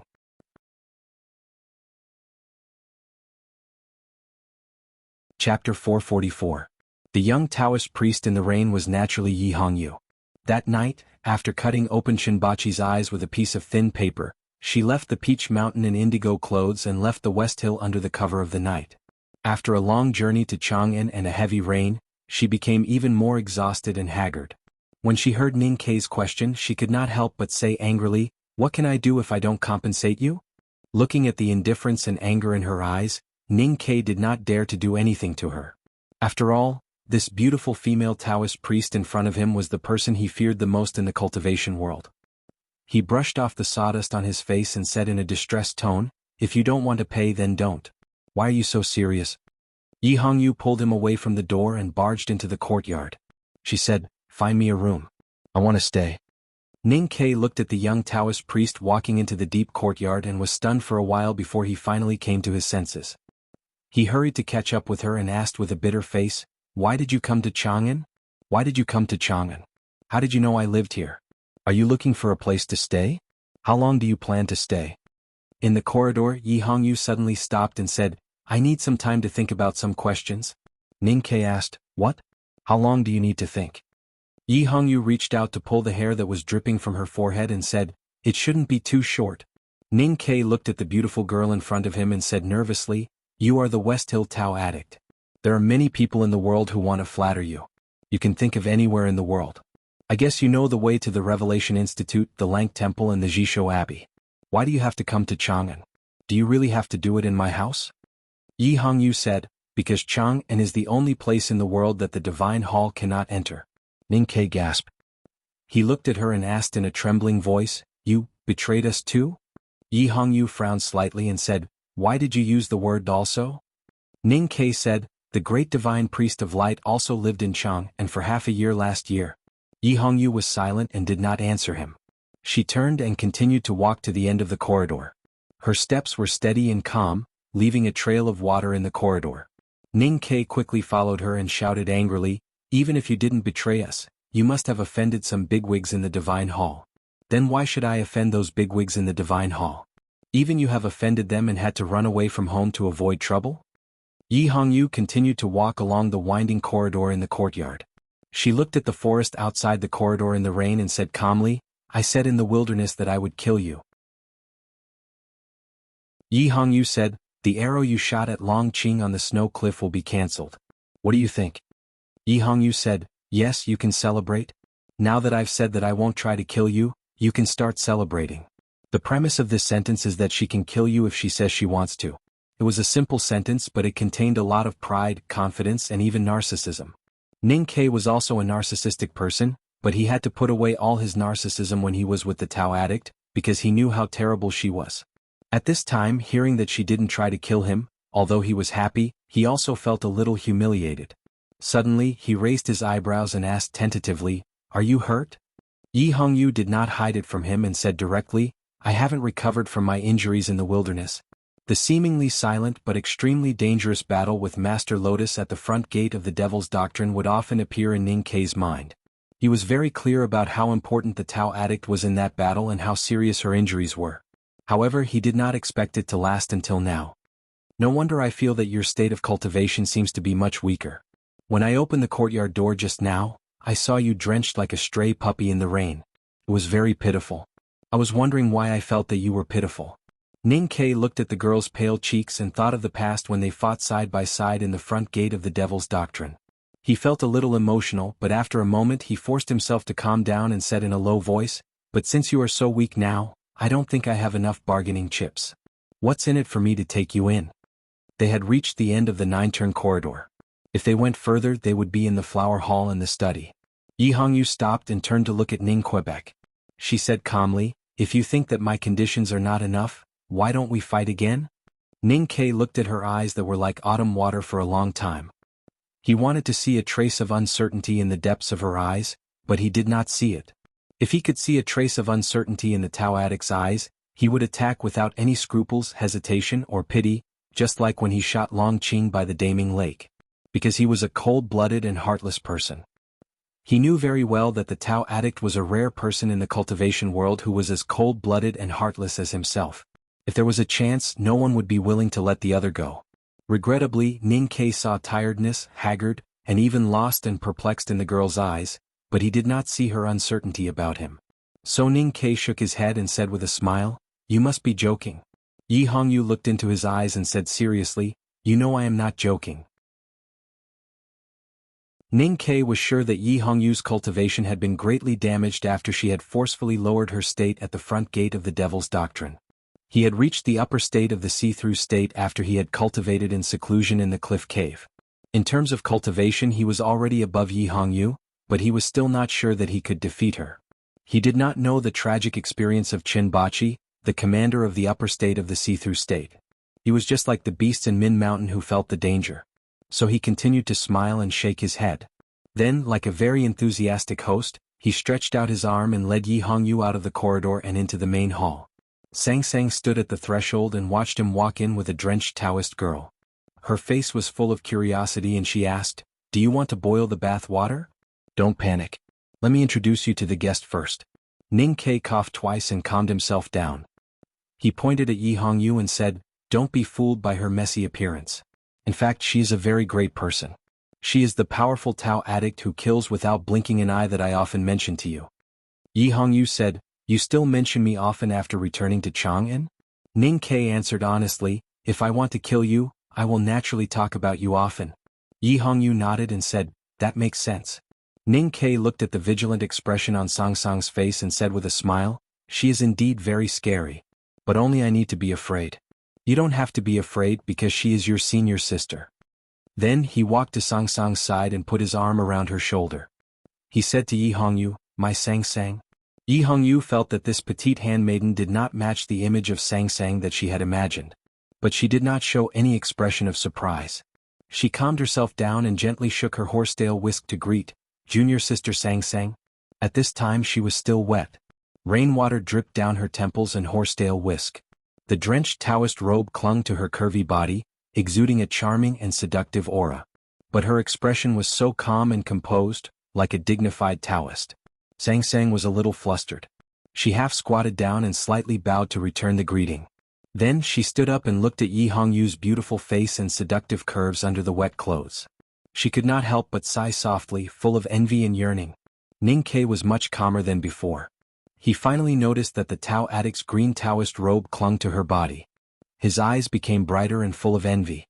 Yi Hongyu looked at them expressionlessly and asked, "Do I look good?" The master and the handmaiden nodded and praised, "Yes, you look good." Hearing this answer and looking at the two's confident expressions, Yi Hongyu could no longer maintain her cold expression like that of a glacier goddess. She took a deep breath and said, "I will go take a shower first, and then I will let you look to your heart's content." In the night, the pitter-patter of rain came from outside the window. Ning Ke opened his eyes and looked at the carved ceiling on the bed. He had no intention of falling asleep. He said, "If she really wants to stay here, it will be very troublesome." Sang Sang slept on the other side of the bed. When she heard this, she lifted the thin veil and leaned against the headboard. She said very seriously, "Yes, it seems that we really need to hire a maid." Ning Ke naturally would not allow Sang Sang to serve others. He said, "We definitely need to hire a maid, but it is not troublesome. The trouble I am talking about is more troublesome." Sang Sang asked curiously, "What kind of trouble is that?" Ning Ke thought of the murderous figure in red that flitted across the forest under the snow cliff in the depths of the wilderness. He thought of the divine light above the Daming Lake and the bloody mess in the front gate of the Devil's Doctrine. He felt a strong chill even on this rainy summer night. His body suddenly became colder and colder. He had encountered many dangers in his life. After returning to Chang'an from the city of Wei and entering the world of cultivators, he had also encountered many dangers. But the one who really made him feel the shadow of death was the Tao addict Yi Hongyu. In the cultivation world, he had seen many powerhouses with profound states. Yi Hongyu was definitely not the strongest among them, but she gave him the feeling that she was the most dangerous. Because Yi Hongyu had a firm Taoist heart and was as ruthless as him. She really understood what it meant to fight and understand life and death. What happened in the West Hill Divine Palace that made Yi Hongyu flee in the night and resolutely seek refuge in Chang, and despite the hostility between the West Hill and the Tang Empire?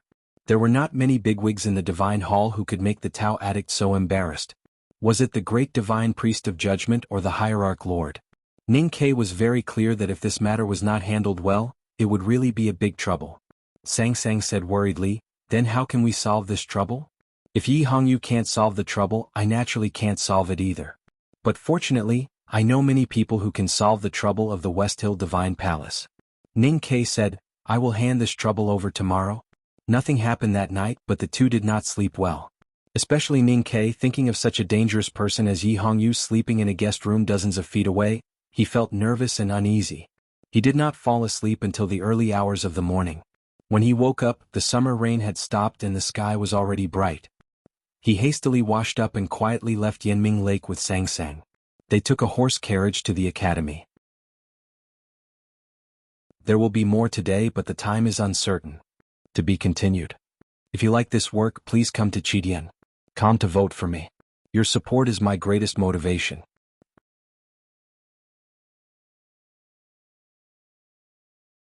Chapter 445. Ever since he became a student of the second floor of the academy, Ning Ke rarely went to the front yard. That was because it was awkward to interact with his former classmates. However, he was in a hurry to report the situation and solve the problem. He also remembered that it was late and the students in the front yard were in class, so he did not go through the side door. Instead, he brought Sang Sang to the meadow, past the stone sign, and entered through the main door. The rain stopped and the sun shone brightly. There was the sound of reading coming from one study room, and the sound of debate coming from another study room. The front yard of the academy was enveloped in a peaceful atmosphere. At this moment, an old voice came from classroom 3. The most basic and primitive is the most important. If you can't even understand a straight line, how can you understand the more difficult three-dimensional composition? What is a straight line? A straight line is an infinite straight line. Let me show you. After a while, a female professor wearing a blue gown walked out of classroom 3 with a piece of chalk in her hand. She looked serious and seemed to be drawing a straight line in the air. There was no end to the straight line. The female professor kept drawing with the chalk in her hand. Her footsteps were slow, calm, and persistent. Soon, she left classroom 3 and walked towards the instructor's lounge at the back of the academy. Seeing this, Ning Ke was dumbfounded. He patted Sang Sang's shoulder and led her to the lounge behind the female professor, forgetting why he had come to the academy. In order to visit Prince Longqing in Chang, and Chao Jifeng, the associate professor of etiquette, used the excuse that the qi of heaven and earth had changed and it was not suitable for classes. At that time, Ning Ke felt that the instructors of the academy were extremely absurd. Today this female professor who kept walking with a piece of chalk made him even more dumbfounded. Was it okay to be lazy like this? The female professor suddenly stopped outside the quiet and secluded bookstore. She put down her hand that had been stretched out in the air and carefully wrapped the chalk in a piece of paper. Then she stuffed it into her sleeve. She looked at Ning Ke and said, "You're here?" Ning Ke hurriedly bowed and said, "Greetings, Professor." The female professor tidied up her blue gown and said casually, "I Ching is already blind. Just put him back." Ning Ke knew that the female professor was related to the sword Garrett of South Jin Kingdom.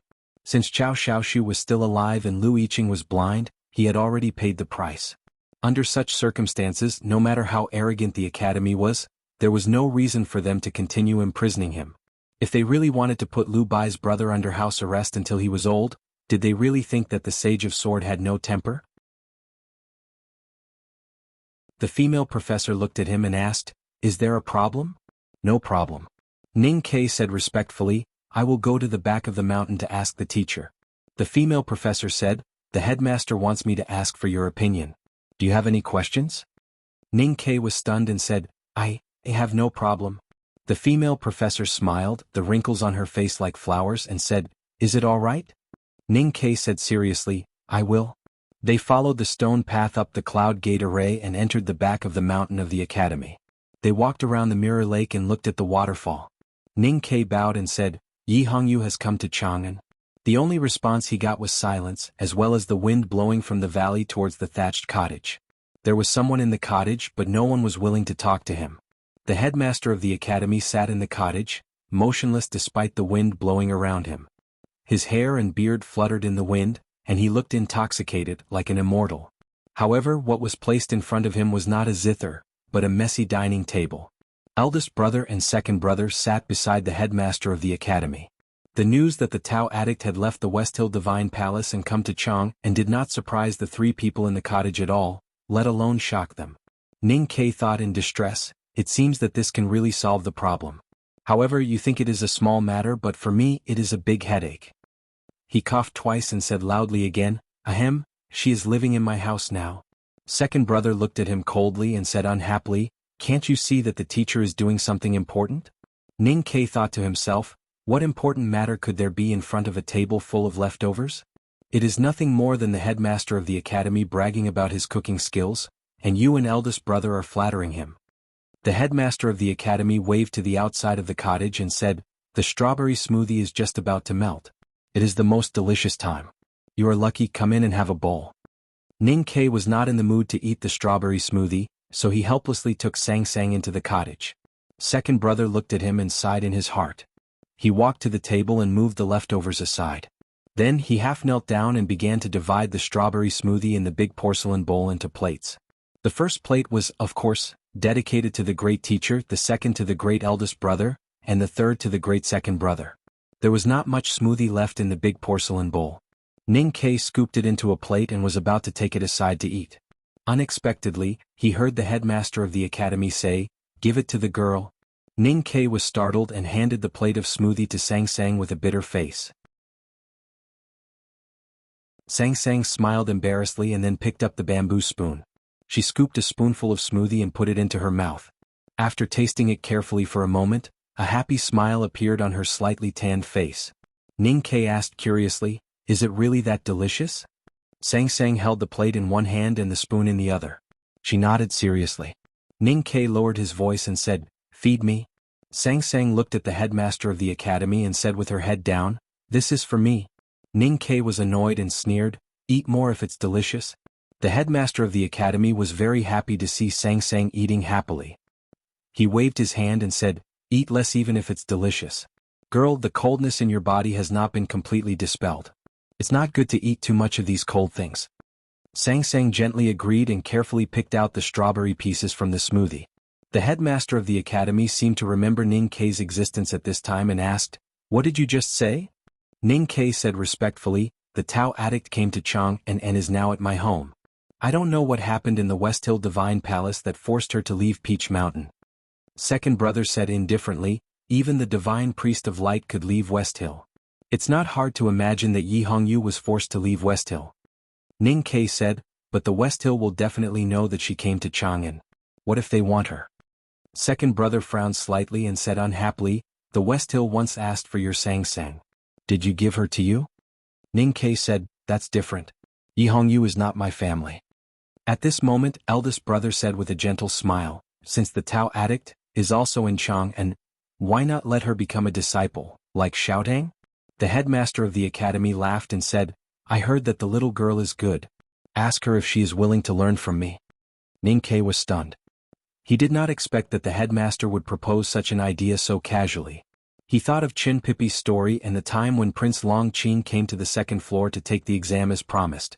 He could not help but speculate that the teacher's greatest hobby in this life was to make all the genius disciples of Haoyan Taoism his own students. What kind of hobby was that? Of course, Ning Ke did not want Yi Hongyu to enter the academy. But since it was the headmaster's idea, he had no right to make any suggestions as a student. Suddenly, he thought of the headmaster of the academy talking about the cold air in Sang Sang's body. He suddenly realized that he had not been able to cure Sang Sang's old illness all these years and had forgotten that there was such an immortal in the back of the mountain of the academy. Headmaster, can Sang Sang's old illness be cured? The headmaster of the academy looked at Sang Sang, who was concentrating on picking strawberries, and sighed. He said, the cold air in this girl's body is congenital and caused by the extremely cold rain. She has suffered a lot these years. Even the best doctor in the world can do nothing about it. Ning Ke thought that Sang Sang's illness had decreased a lot in the past 2 years. Wasn't it self-healing? He could not help but panic and said, Headmaster, you can't just stand by and do nothing. The headmaster of the academy said, I don't need to do anything about it. Ning Ke did not expect the headmaster of the academy to be so heartless. He suddenly became angry and said, if you don't do anything, I will. I will drop out of the school. In his anger, he was still rational. Ning Ke could not think of any way to force the headmaster of the academy, who was admired by the whole world, other than dropping out of the school. The headmaster of the academy was even angrier when he heard this. He scolded, stupid guy, don't say that you are my student in the future. Haoyan's divine light is the brightest and warmest thing in the world. Since this girl has learned the divine skill from Wei Guangming, why would she need to worry about the cold air in her body? Why would she need me to do anything? Ning Ke suddenly felt relaxed and a little angry. He said, then why don't you just say it? Why do you have to say so much nonsense to tease me? Teasing people will kill you. The headmaster of the academy was so angry that his beard flew in the air. He said, how dare you refute me? I have lived dozens of years like you. Even if we don't care about seniority, don't you know how to respect your elders? Second brother was a serious and polite person. His expression had long become extremely ugly when he saw the headmaster and his disciple verbally fighting each other. However, it was obvious that the headmaster enjoyed this kind of quarrel, so he could only keep his mouth shut and stare at Ning Ke coldly with a murderous look. Eldest brother could not stand it anymore. He shook his head helplessly and interrupted the topic. He looked at Ning Ke and said, youngest brother, I heard that you bought a big house in Chang'an. Yes, Ning Ke replied. Eldest brother did not say anything more. He lowered his head to eat the strawberries and sip the ice. In the parlor of the house by the Yanming Lake, Yi Hongyu held a wooden comb and combed her hair expressionlessly. Her green Taoist robe was still drying. She was now wearing a very ordinary summer dress of a Tang woman. Her beautiful black hair cascaded over her right shoulder. She looked much more gentle and amiable than before. Ning Ke looked at her and said, if you refuse, I can understand. Yi Hongyu stopped combing her hair and looked at him with slight mockery. She said, I can understand why you want me to refuse. If I enter the second floor of the academy, how can you be proud of yourself? Ning Ke said, whatever you think. Yi Hongyu said, to be a student of the headmaster of the academy is the biggest dream of every cultivator. It is the biggest temptation. I am no exception. Ning Ke felt very regretful and sighed in his heart. Yi Hongyu looked at the wooden comb in her hand quietly and said, but unfortunately I can only refuse. Ning Ke laughed happily and said, I am also very regretful. Do you know why? Because it is the 250th chapter. I deliberately wrote this chapter as if it was 250. The chapter title is also very silly. I like it very much. The main thing is that I increasingly feel that this world is too noisy and stupid. So I should be more happy in the story. I wish everyone a happy weekend. See you tomorrow. To be continued. If you like this work, please come to Chidian.com to vote for me. Your support is my biggest motivation.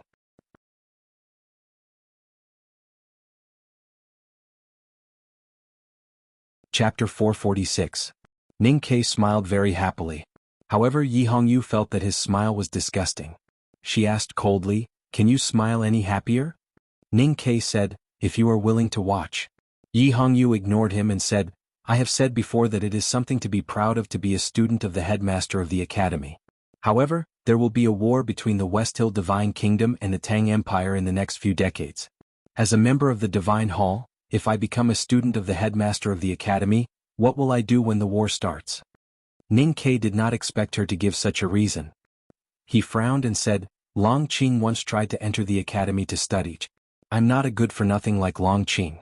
I know how important I am to the Divine Hall, and I know the role I will play in the war." Yi Hongyu said expressionlessly, "I am also not an idiot like Qin Pippi. I did not even think about the trouble that my actions would bring. I just escaped from the temple and escaped to the back of the mountain of the academy." Ning Ke said, "Even so, you can just watch." Yi Hongyu said, "I believe in Haotian. My life belongs to Haotian Taoism. How can I watch when the war starts?" Ning Ke could not get used to hearing the girl talk about war. He thought to himself, "Are you a war maniac?" He could not help but mock, "If your life belongs to Haotian Taoism, then why did you run away from the Divine Hall? If someone wanted to kill you, you should have stretched out your neck and let them kill you." Yi Hongyu said, "The Divine Hall does not represent Haotian Taoism. The people in the Divine Hall are not qualified to represent the will of Haotian. At least not all of them. Furthermore, I will return one day even if I leave." "That is very honest." Ning Ke nodded. He looked into her eyes and said, "But since you may be the strongest opponent of the Tang Empire in the future, why should I let you stay in Chang'an now?" Yi Hongyu said, "I have also thought of this. So I have decided that if you become my enemy on the battlefield in the future, I will spare your life." Ning Ke shook his head and said, "It sounds interesting, but after careful study, I find that it's quite unreliable. War is not something you can just think of. The Tang Empire and the West Hill have been at peace for countless years. Even if there may be disputes in the future, it doesn't necessarily have to be a war. Even if there is a war, I don't think it will happen in the decades that we are alive. So in the end, the rewards you give me are all illusory."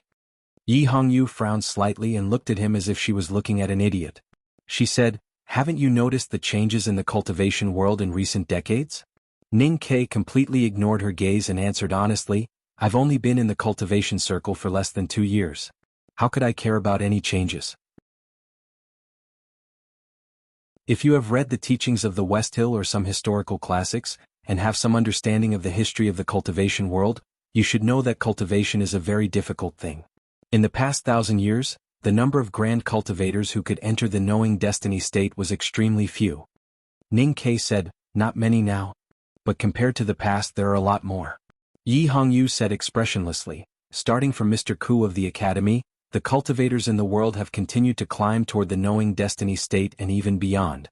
Let's not talk about the people of the generation of Divine Lord Lotus. Now Mr. First, Mr. Second, that guy Qin Pippi, many powerhouses of the West Hill Divine Palace, 7 Leaves, my brother, the 2 temples of the Buddhism sect and countless temples of Haotian Taoism. There are already many people who have entered the knowing destiny state. Even though my state has been damaged, it is inevitable that I will enter the knowing destiny state." Yi Hongyu said as if she was saying that cabbages should be fried instead of boiled. Ning Ke shook his head. She looked at him and continued, "Even a guy with poor aptitude and slow comprehension like you can still advance so quickly. I think there will be a day when you will also enter the knowing destiny state." "What are you trying to say?" Ning Ke asked confusedly. The overall strength realm of the cultivation world has been constantly improving over the past few decades. Although the experts of the previous generation are still at the top, a new generation of experts has already emerged on the ground like the stars in the sky. Yi Hongyu said, "Everything in the world is fixed. Haotian's fate wheel has already arranged their positions. Why are there so many powerhouses? I can't explain it now. I only know that when the stars are crowded in the starry sky, they will definitely collide and attack each other. With so many powerhouses appearing in the world, there will always be a need for war to wipe out the weaker ones." Ning Ke was silent for a long time after listening to these words. He did not completely accept Yi Hongyu's seemingly calm but actually fanatical reasoning. But deep in his heart, he vaguely felt that something was indeed going to happen in the cultivation world. Yi Hongyu looked at his eyes quietly and said, I don't care about the fate of others. But since Hao Yin wants me to be one of the stars, then I must be the brightest one. Ning Ke looked up at her and said seriously, if there is a day when we really fight, then no matter who wins, let's look at the fallen stars in the sky and reminisce. Yi Hongyu's reason for refusing to enter the academy had left a shadow in Ning Ke's heart. That shadow was not a shadow, but just vaguely pointing to some mountain wonders in front of him. It did not make him feel vigilant or uneasy. Instead, it made him, like Yi Hongyu, have an infinite desire for the unknown future. But he had to hide that shadow deep in his heart, because he had more urgent things to deal with now. Today at the back of the mountain of the academy, eldest brother asked about the new house by Yanming Lake. Ning Ke casually answered, and eldest brother did not continue to ask. The conversation seemed casual, but Ning Ke knew that it was definitely not the case. Although eldest brother did not say anything from the wilderness to Chang, and Ning Ke had begun to confirm that he knew about the story between him and Xiaoho. Even if he did not know about the story from more than a decade ago, he knew about the story in the recent 2 years. Eldest brother knew what he wanted to do. He was even sure that eldest brother had vaguely guessed his intention of buying the house by Yanming Lake. But whether it was eldest brother, second brother, or the teacher, everyone at the back of the mountain of the academy remained silent about his actions. The academy respected the law of the Tang Empire. Eldest brother would not agree with Ning Ke's actions, such as the assassination of Huang Xing and Yu Shuizhu, but there was no evidence to point to him. Ning Ke knew that the decision he made was not in line with the philosophy of the academy. Letting Xiaoho retire was an agreement that eldest brother had reached with him on behalf of the academy. Cutting off all the past, erasing the old stories of the Devil's Doctrine in West Hill, and letting the world move towards a stable future was the best choice for the Tang Empire. Unfortunately, that would never be Ning Ke's choice. The next morning, Qin Pipi brought Tang Xiaotang to the shore of Yanming Lake. He looked at the 2 broken gates and scratched his head in confusion. What's going on? He asked. The reason why he went to Yanming Lake again was that after thinking hard for a day and a night, he thought he had figured out those things. He could bravely and fearlessly answer Ning Ke's questions in the Lotus Field boat. He was anxious to show his loyalty in front of Ning Ke, so he did not care too much about the damage to the door. Since the door was broken, there was no need to wait for the owner to open the door. Qin Pipi stretched out his fat legs and kicked randomly, making the already broken door even more broken. He kicked out a space that was just big enough for a person to pass through, and then carefully held Tang Xiaotang's hand and walked in. Tang Xiaotang thought to herself that she had cultivated the divine skill of the Enlightenment Doctrine. Even if these wooden stubs pierced 8,000 holes in his fat body, they would not leave a trace on her body. There was no need to be so careful. Although she thought so, the little girl had no intention of objecting. She obediently let Qin Pipi hold her hand and walked into the courtyard. The air after the rain was so fresh, and the 2 black and beautiful long braids kept swaying in the fresh wind. Walking through the corridor, they met Sang Sang. Qin Pipi did not want Tang Xiaotang to hear what he wanted to say to Ning Ke, so he asked Sang Sang to take Tang Xiaotang to the lake to catch frogs. Sang Sang led Tang Xiaotang to the lake bank. Suddenly, she felt as if she had forgotten something. She subconsciously looked back, only to see that Qin Pipi had already entered the main hall. Crossing the threshold, Qin Pipi saw a girl in handmaiden clothes drinking porridge at the table. He asked curiously, a new maidservant? Ning Ke looked up at him in shock. Qin Pipi did not wait for him to reply. He sat down at the table, tapped the porcelain bowl on the table, and said to the girl in a cotton shirt beside him, "Give me a bowl of porridge." He looked at Ning Ke and said, "That's what I said. How could you not hire 8 or 10 maidservants for such a big house by the lake?" The girl in handmaiden clothes actually got up to serve Qin Pipi porridge. Ning Ke held the porridge bowl with a very interesting expression on his face. "Sir, your porridge?" The girl gently placed the porridge bowl in front of Qin Pipi. Her words were very humble, but her tone was very cold, or rather, indifferent. Qin Pipi was slightly startled when he heard the voice. He raised his head to take a look, and he couldn't help but suck in a breath of cold air when he saw a beautiful and moving face. Holding the porridge bowl, Ning Ke was ready to find a corner to hide. If the 2 geniuses of Haoyan Taoism were to fight in his own house, he would not care about what would become of these expensive furniture if he did not want to die. "Your maidservant is really beautiful," Qin Pipi praised. Then he picked up the porridge bowl and began to eat. He said with a lisp, How much did you pay for it? Ning Ke opened his mouth and said bitterly after a while, I can't afford it. Chen Pippi looked at the maidservant's beauty. The more he looked, the more he liked her. The more he looked, the weirder he felt. He frowned and said, why does she look so familiar? The girl drinking porridge at the table was naturally Yi Hongyu. However, her green Taoist robe was stained with wind and frost. It was also soaked by the heavy rain and washed by Sang Sang last night. Thus, she was wearing Sang Sang's handmaiden clothes. Although it was a little small, it made her look even more timid and attractive. Yi Hongyu looked at Chen Pippi and said calmly, Sir, you were the one who gave me porridge 10 years ago. How could you forget? Chen Pippi spat out all the porridge in his mouth. Even at such a moment he still forced his fat neck to make sure that the porridge would not spit out on Yi Hongyu. From this, one could imagine the extent of his instinctive fear of someone. Then he let out a mournful and strange cry, and his whole body flew into the air.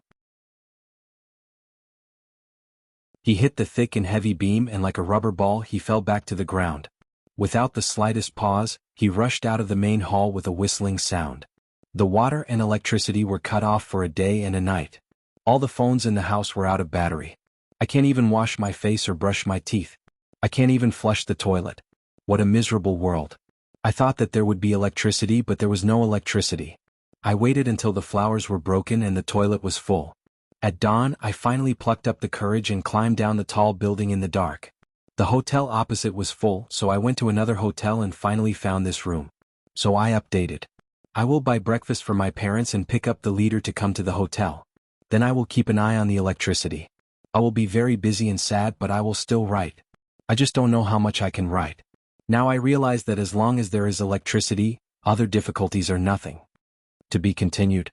If you like this work, please come to Chidian.com to vote for me.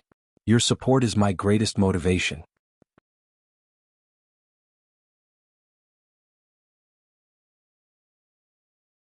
Chapter 447. Although the house by the Yanming Lake had not been completely demolished and rebuilt, many places had been renovated. The main hall, the parlor, and the study were all newly built. The thick beam in the hall had been painted, so there should not be too much dust on it. However, it was raining dust at this time. It was hard to imagine how hard Chen Pippi had hit the beam when he jumped into the air like a frightened fat rabbit. The fat figure could not be seen in the spacious main hall, but the wind was still lingering. Ning Ke, who was sitting at the table, held the bowl of porridge and felt the sticky moisture on his face. He wanted to throw the bowl to the ground. After Chen Pippi flew out of the main hall, he flapped his sleeves and kept making strange sounds. He was like a fat bird sprinting towards its food. His feet did not touch the ground and he rushed towards the lake embankment, leaving a trail of dust behind him. If he could calm down at this time, he would find that his cultivation state seemed to have improved under the pressure of fear, and he could fly at an unprecedented speed. Tang Xiaotang and Sang Sang were playing with willow branches by the lake. The two girls were like real children singing a song, looking childish and cute. Chen Pippi flew to Tang Xiaotang and stopped. He grabbed her hand and said, "Let's go." Tang Xiaotang looked at him with her eyes wide open and asked, "Where to?" Chen Pippi's answer was unusually concise and powerful. "Back to the academy." What? Tang Xiaotang was even more puzzled. Chen Pippi said in a trembling voice, "There is a monster in this house." If she was an ordinary girl who had just fallen in love, she would not think about whether her partner's words were credible or not. Instead, she would instinctively act timid and follow him. But Tang Xiaotang was not an ordinary girl. She had vowed to become the most powerful woman in the world. Instead of being afraid, her eyes suddenly brightened when she heard that there was a monster in the house. She said happily, "If there is a monster, then we should fight it. Why should we run?" Chen Pippi looked at Tang Xiaotang's braids swaying in the wind and was extremely distressed. He wanted to run, but he had to stop. Because if Tang Xiaotang did not run, how could he run? At this moment, Ning Ke and Yi Hongyu took a shortcut from the side door of the main hall and walked towards the lake. Tang Xiaotang looked at the beautiful girl in the handmaiden uniform beside Ning Ke and was confused. She rubbed her eyes subconsciously and confirmed that it was Yi Hongyu. She could not help but be surprised, and her already bright eyes became even brighter. Brighter than the sun in the lake. She slowly clenched her fists. Chen Pippi quickly stood in front of her and said, "Calm down, calm down." Ning Ke walked to the front of the two and became angrier when he saw Chen Pippi's humble appearance. He said sarcastically, "Calm down? I feel that you, senior martial brother, are the least qualified to say that. Chin Pippi had never been willing to suffer losses in front of Ning Kai, let alone in front of Tang Xiaotang. He was even more unwilling to lose face. The man's vanity and pride successfully alleviated some of his fear. He turned around and stared into Ning Kai's eyes, but he refused to look at Yi Hongyu who was beside him. How am I not calm? Ning Kai sighed and said, it is not that you are not calm. You are afraid. I don't understand what you are afraid of. This is Chang'an, not West Hill. Chin Pippi adjusted his standing posture unnaturally and stared at Ning Quebec. He still refused to look away as if he was trying to convince himself that Yi Hongyu did not exist beside him. Unfortunately, his slightly trembling voice revealed his true emotions. Afraid. I'm afraid, of what? Who is afraid? Ning Kai pointed at the millet porridge on his face and body and said angrily, look at this. Am I not afraid that you will spit rice? You don't dare to spit it on her face. Are you going to spit it on my face? Tang Xiaotang then noticed that Ning Kai's face and body were covered with millet porridge. It looked disgusting, but she found it funny when she thought about it. Sang Sang hurried forward and took out a handkerchief from her sleeve to wipe Ning Kai's face. Ning Kai took the handkerchief and said angrily, I will do it myself. Don't get this guy's saliva on you. Sang Sang turned to look at Chin Pippi and did not say anything. She just sighed. Chin Pippi was already extremely embarrassed when he saw the porridge that he had spat on Ning Quebec. When he saw Sang Sang sigh, he wanted to jump into the Yanming Lake beside him. Yi Hongyu looked at him and said, if you jump into the lake, many of the fish in the lake will be crushed by you. And it will be difficult to climb back up after you jump in. It will be even more embarrassing then. Chin Pippi looked at her beautiful face and wanted to cry. He thought that they had not seen each other for so many years. How could she still know what he was thinking? Tang Xiaotang looked at him and asked in confusion, are you really going to jump into the lake? Chin Pippi nodded obediently. Yi Hongyu was a little surprised and said, you are much more honest than when you were young. Chin Pippi was embarrassed and angry. He gathered his courage and retorted, when was I not honest when I was young? Yi Hongyu said calmly, you peeped at me bathing when you were young? Everyone was silent. The lake was also quiet. The willow branches on the embankment swayed gently in the wind. The wind was not still. Tang Xiaotang looked up at Chin Pippi and asked, did I look good? Chin Pippi nodded honestly and said, yes. Tang Xiaotang said, is that why you ran away when you saw her? Chin Pippi nodded again. Tang Xiaotang thought for a while and said, then you fell into her trap. I fought with her and know that she is a female gangster. Maybe she deliberately tricked you to look. Chin Pippi was a little confused. He scratched his head as if he had discovered the truth. Yi Hongyu said calmly, Fatty Chin, do you think so too? Chin Pippi thought about it seriously for a long time, then shook his head honestly and said, although we both know very well that you were indeed thinking of a way to drive me away, peeking at you was indeed my own decision. I didn't think of anything else at the time, I just wanted to humiliate you.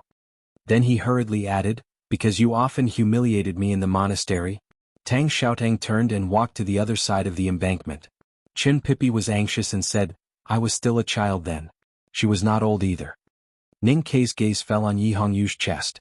He wondered how big it was a few years ago. Yi Hongyu felt his gaze and was slightly angry. Ning Kai coughed twice and looked at Chin Pippi. He sighed and said, it turns out that the two of you had such a past. Then I can't help you.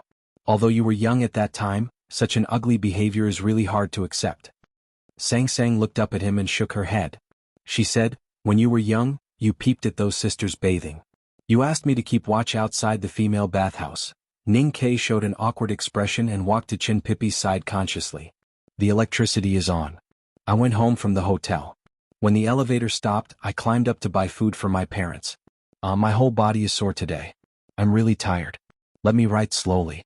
Also, today is Monday. Please vote for me. To be continued. If you like this work, please come to Chidian.com to vote for me. Your support is my biggest motivation.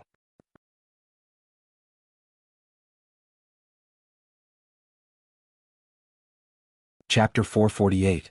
Tang Xiaotang walked along the embankment to the wooden stack. After being exposed by Sang Sang, even though Ning Kai and Chin Pippi stood awkwardly together, he could not help but fly into a rage out of humiliation. He asked her to accompany Tang Xiaotang with the reason that he was worried. Only the three of them were left under the willow embankment. Chin Pippi looked at Tang Xiaotang walking away and shouted helplessly, are you angry because of this? Tang Xiaotang did not turn around. Her clear and bright voice echoed on the lake. I'm not angry because of this. I'm angry because you ran away when you saw her. I'm not afraid of her. You are already in the knowing destiny state. How can you be so afraid of her? It's really embarrassing. The little girl grew up fighting with snowfield direwolves and hot sea ferocious fish.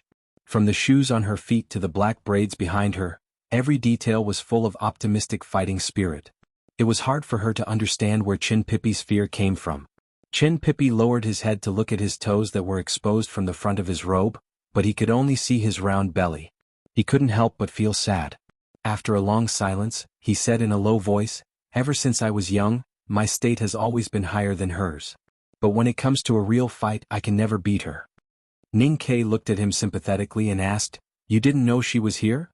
Chin Pippi glanced at Yi Hongyu under the willow and said angrily, "If I knew, why would I come here?" Ning Kei asked confusedly, "Didn't senior brother tell you?" Chin Pippi shook his head. Ning Kei sighed and said, "What a group of bad people." Yi Hongyu walked over from under the willow tree. Chin Pippi turned and walked to the willow tree. They passed each other. Yi Hongyu curled her lips and asked, "Don't you want to catch up?"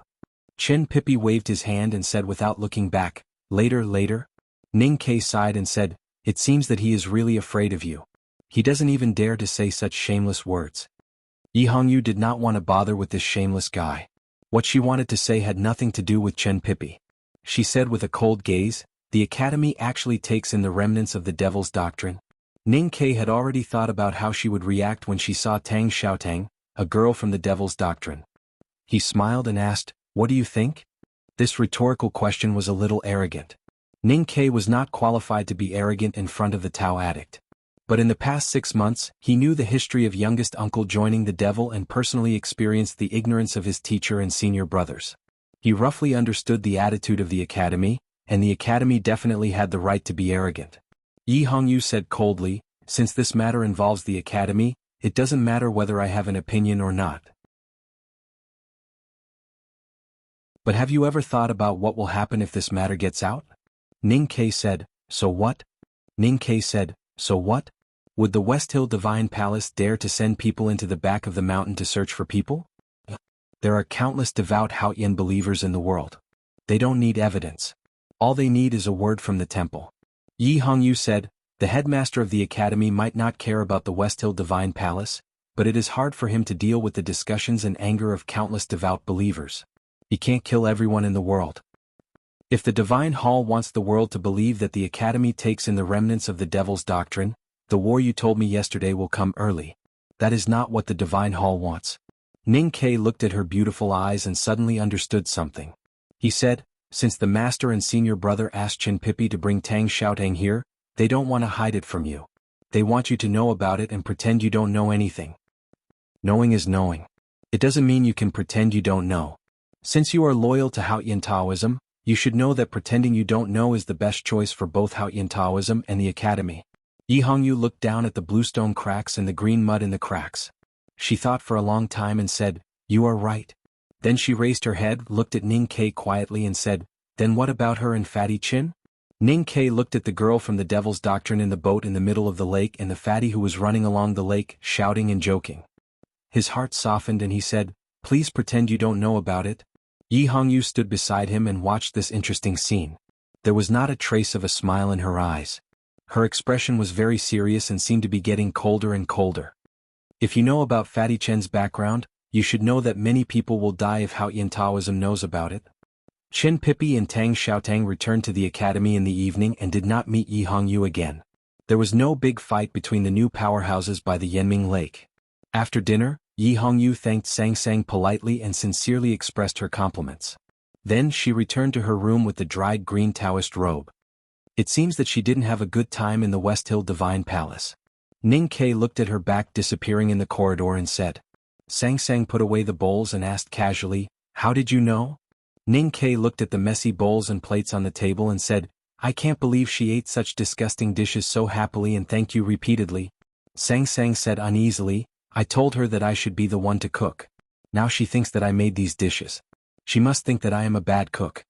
Ning Kei said, "You are my handmaiden, so you can only serve me.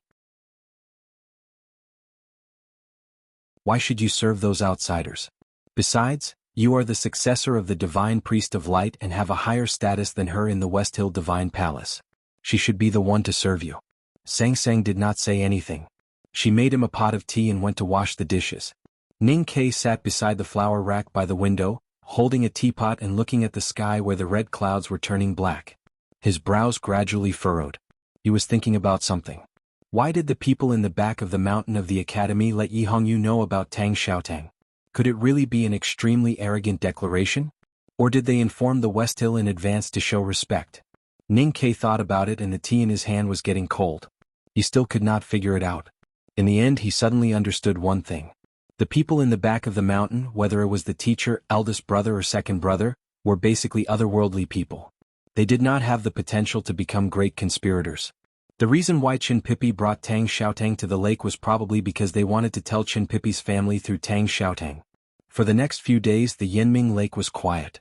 It rained twice and the heat was cut by a bit. Yi Hongyu locked herself in the guest room all day. She was not seen except when she was eating. No one knew what she was doing in the dark room. When she sat at the table and picked up the rice bowl, she became more and more silent. Ning Kai noticed that her eyes became more and more haggard and her face became paler and paler. He could not help but be vigilant. Zheng Jing and his wife, the Grand Secretary of the Imperial Library, came to visit. After visiting the house by the lake, they were very satisfied with Ning Kai's generosity. They were even happier when they found that there was not even a maidservant in the house. They thought that their daughter would live a happy life since she was so favored.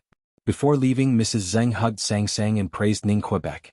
She told her to come back to the Grand Secretary's mansion more often. The next day she sent over a dozen stewards and maidservants. Looking at the ordinary and dull maidservants in the courtyard, Ning Kai could guess what the Grand Secretary's wife was thinking. He could not help but feel a little amused.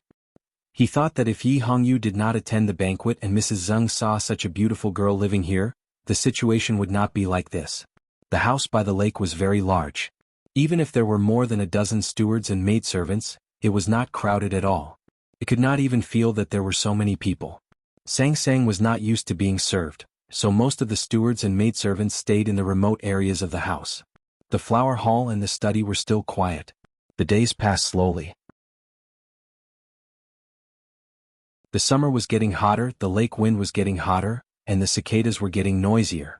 In the house by the Yanming Lake, there were still 3 people eating and 2 people living. Yi Hongyu was still like a ghost, staying in the quiet guest room all day.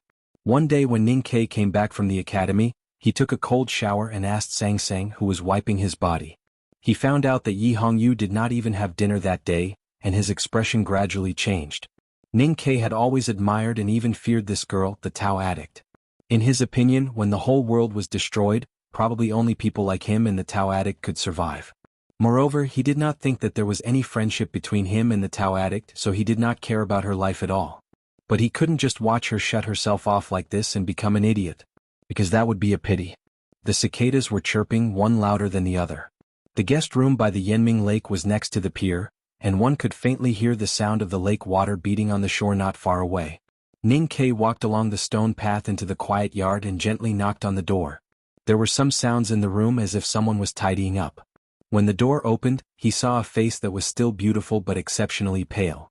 The sky was full of stars shining into the courtyard, and the girl looked more and more haggard. Ning Kai was shocked and asked, "Are you sick?" "You're sick." Yi Hongyu looked at him expressionlessly and said, "Why are you looking for me?" "I am busy." Ning Kai ignored her and walked directly into the room. He looked around and did not find any trace of her cultivating any secret skills of the devil's doctrine, such as the practice of Tao Tai. Then he noticed that the bed was still as clean as new, as if no one had slept in it these days. He could not help but be surprised. "You haven't slept these days? Meditation is enough to replenish energy, and sleep will waste more time. Meditation is meditation and sleep is sleep. There is no one in this world who knows this better than me. What do you want to do? What are you in a hurry to do?" Yi Hongyu's voice was a little weak and she said, "I have said that I need some time to leave the West Hill and come to Chang'an City. Time is very important to me now." Ning Kai turned to look into her eyes and said seriously, "Although I don't care about your life, and I know that there must be some bigwigs in the West Hill Divine Palace who want you to die, you are after all the Tao addict. If I let you die in my house there will definitely be big trouble. I don't want to cause trouble. And please continue to cast your precious recommendation votes. Thank you. To be continued. If you like this work, please come to Chidian.com to cast your recommendation votes and monthly votes. Your support is my greatest motivation.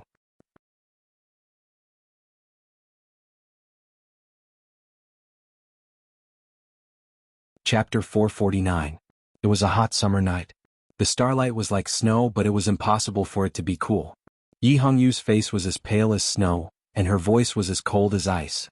However, it made people feel as if she was not in the guest house by the lake, but in a snowy winter. I won't die, so you won't be in trouble. I just need time to cultivate. Ning Ke thought it was true, but he did not know what amazing cultivation secret she had taken from the divine hall. He said softly, cultivating alone is cultivation, and so is cultivating with each other. If you encounter any bottleneck, you may want to discuss it with me. Maybe it will help you. Yi Hongyu said coldly, will you be so kind? Ning Ke said calmly, cultivating with us can be a win-win situation. Yi Hongyu said calmly, you said that even Chin Pippi did not dare to humiliate me with such obscene words. I did not expect you to be such a boring person. Ning Ke was startled and said, how was my previous words obscene? Yi Hongyu looked into his eyes quietly and did not find a trace of shame or embarrassment. She thought that the cultivating with them was a secret in the Divine Hall's teachings. Did this guy really not know? However, she had seen too many shameless and cold-blooded acts of Ning Ke in the Tianqi Mountains in the wilderness. She would not believe it. She said, you are a student of the headmaster of the academy. Why do you want to steal from me? I said I don't want to steal anything from you. I just want to study with you. Ning Ke paused and said with a smile, all right, I do want to learn something from you. Although the academy has everything, there are no classics about divine skills. You know divine skills? He stared into her eyes and said, I saw your golden light by the Daming Lake. Yi Hongyu said, divine skills are a secret of Haoyan Taoism. Ning Ke said, Sang Sang is the successor of the divine priest of light. She is qualified to learn divine skills. However, the great divine priest of light died too early, so she did not understand many things. Yi Hongyu frowned slightly. Ning Ke said, what are you worried about? Are you afraid that your disciple will starve to death? Are you afraid that Sang Sang will become the most powerful young man in West Hill? Yi Hongyu said, are you trying to provoke me? Ning Ke said, yes. Yi Hongyu said, since I know it is a provocation, why would I agree? Ning Ke smiled and said, because you are the most powerful Tao addict. Are you worried that Sang Sang will surpass you?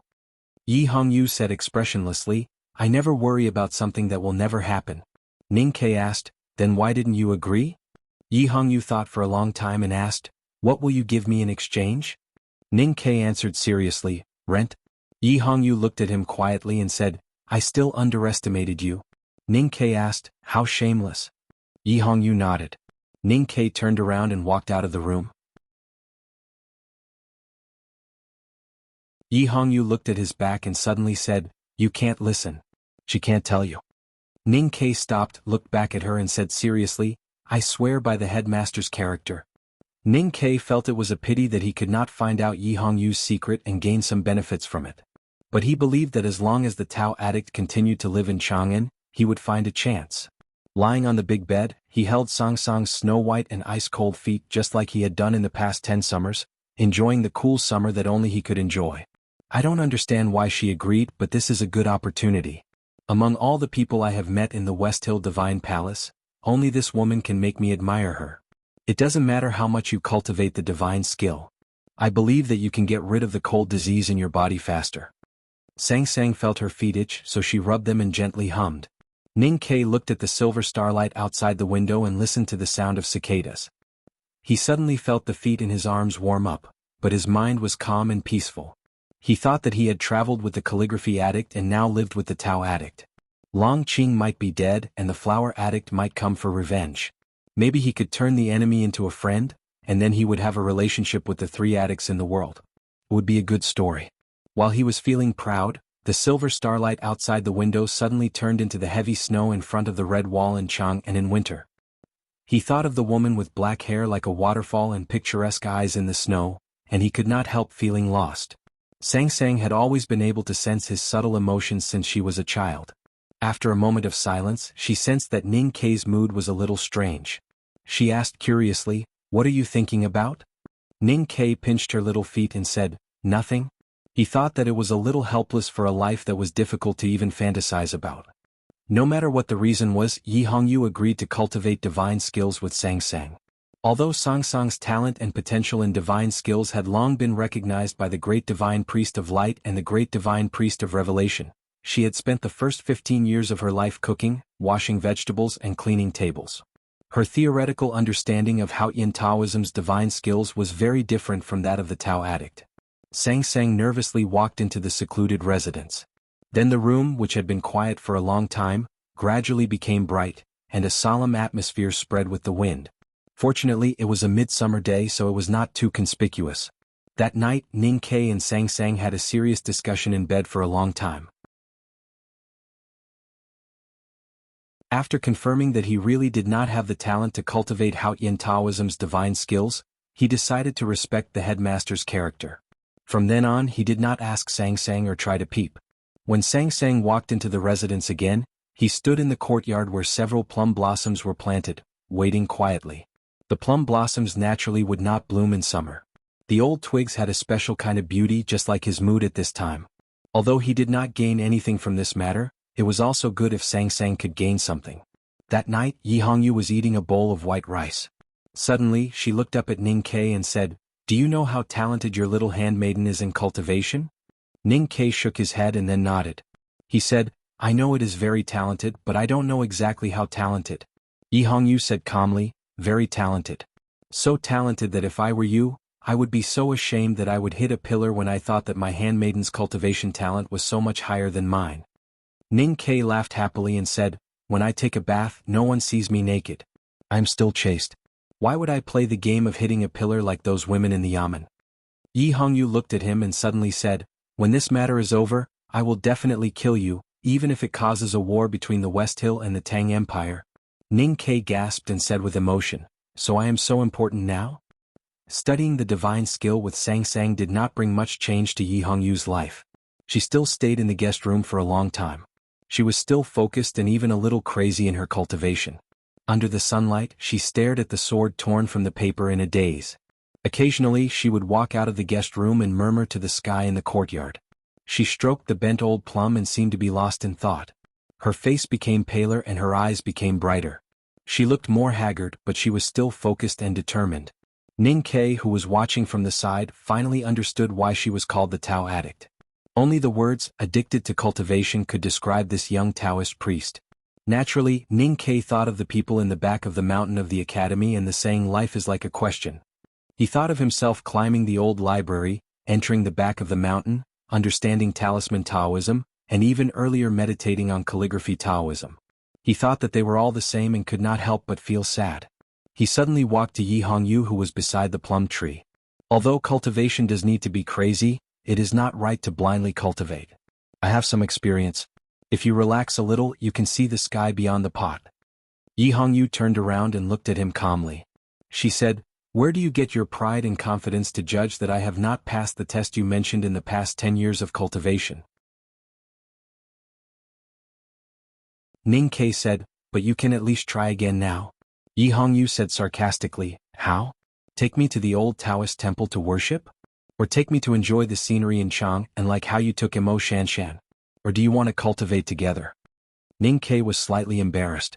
It was not because of the word dual cultivation, but because she mentioned the calligraphy addict. After he calmed down, he looked at her and said seriously, "Let's fight." Yi Hongyu's eyes brightened when she heard this suggestion. For a Tao addict like her, this suggestion was in line with her temperament. She smiled and said, "Do you dare to fight with me?" Ning Kei said honestly, "Your state of cultivation has dropped a lot, and you have been mentally exhausted these days. If I want to defeat you, this seems to be a good chance." Yi Hongyu said after a moment of silence, "The line between life and death is the line in my mind." Ning Kei said, "Same here." Yi Hongyu said, "Do you really believe that I am weak?" Ning Kei looked at her eyes quietly and said, "Maybe your lower state of see-through is just an illusion. But if I don't sweep a house, how can I sweep the world? I don't even dare to challenge you." Speaking of this, he smiled and closed his mouth. He said in his heart, "If I don't even dare to challenge you who is injured and has dropped a state, how can I challenge that powerful enemy?" The talisman paper flew in the quiet courtyard. The great spirit attached to it silently turned into the majestic chi of heaven and earth, stirring up a gust of wind in the courtyard. A green belt danced in the wind, like a refined sword, or a fish swimming freely in a transparent lake. The willow tree behind the white wall of the guest house shook, and the shadow gathered and scattered. The ripples on Yinming Lake were dense, like Chin Pippi's face when facing the wind. The wind stopped. The plum tree in the courtyard had long been broken into thousands of broken branches, crushed into a straight line by the two powerful auras. It was on the green slate in the courtyard, neither west nor east. Ning Ke was on this side of the plumb line, and Yi Hongyu was on the other side. There is one more chapter. Please vote for it. Thank you. To be continued.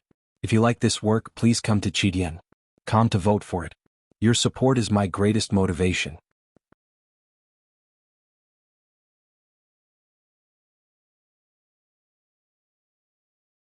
Chapter 450.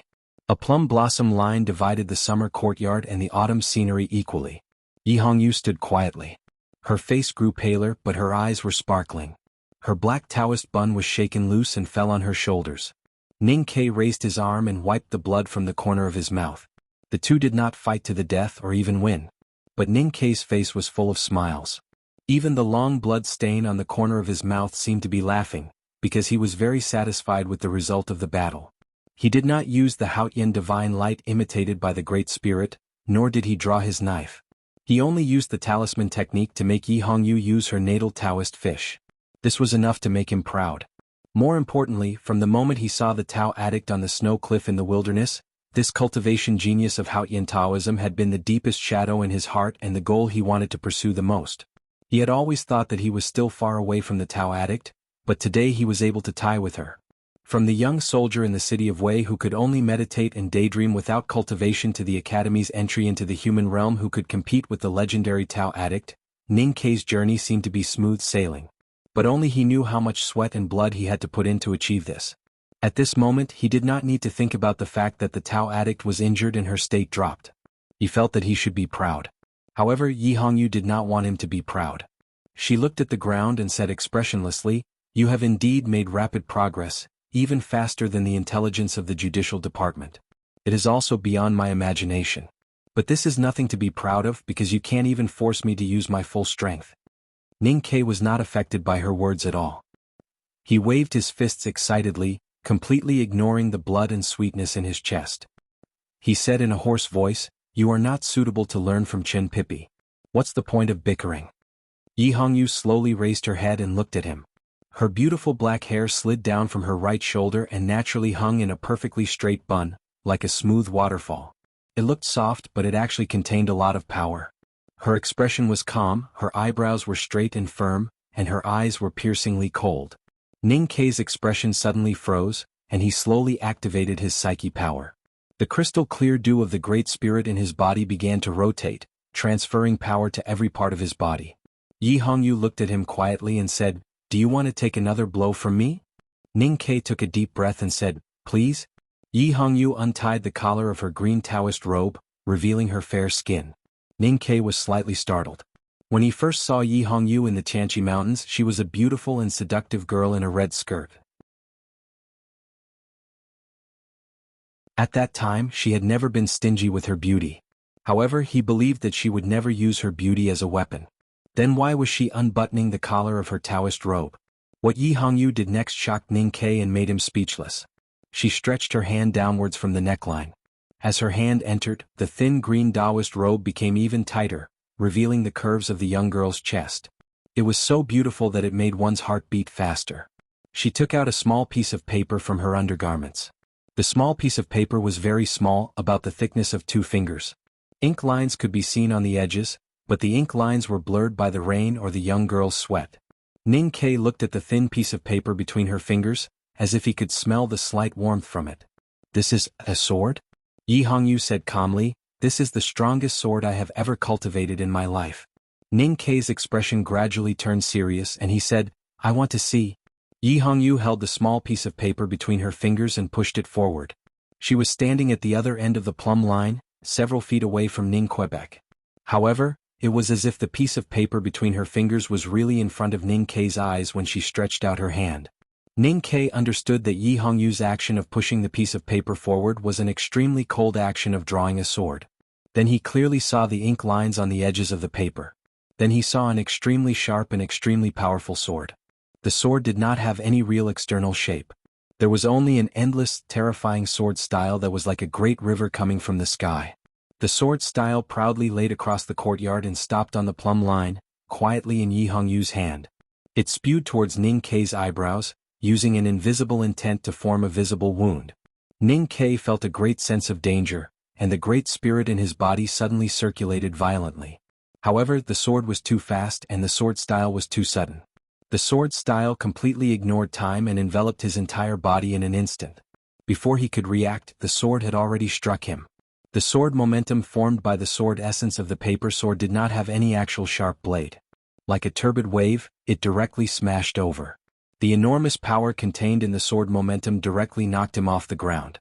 Like a fallen bird, he flew backwards and finally crashed heavily into the wall of the courtyard, making a muffled sound. The newly painted wall dust fell off, revealing the black bricks inside.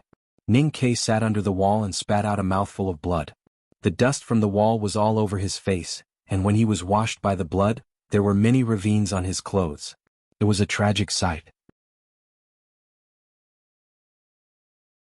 He raised his hand with difficulty to wipe the blood off his chest, and looked at the thin piece of paper that Yi Hongyu was holding in between her slender fingers.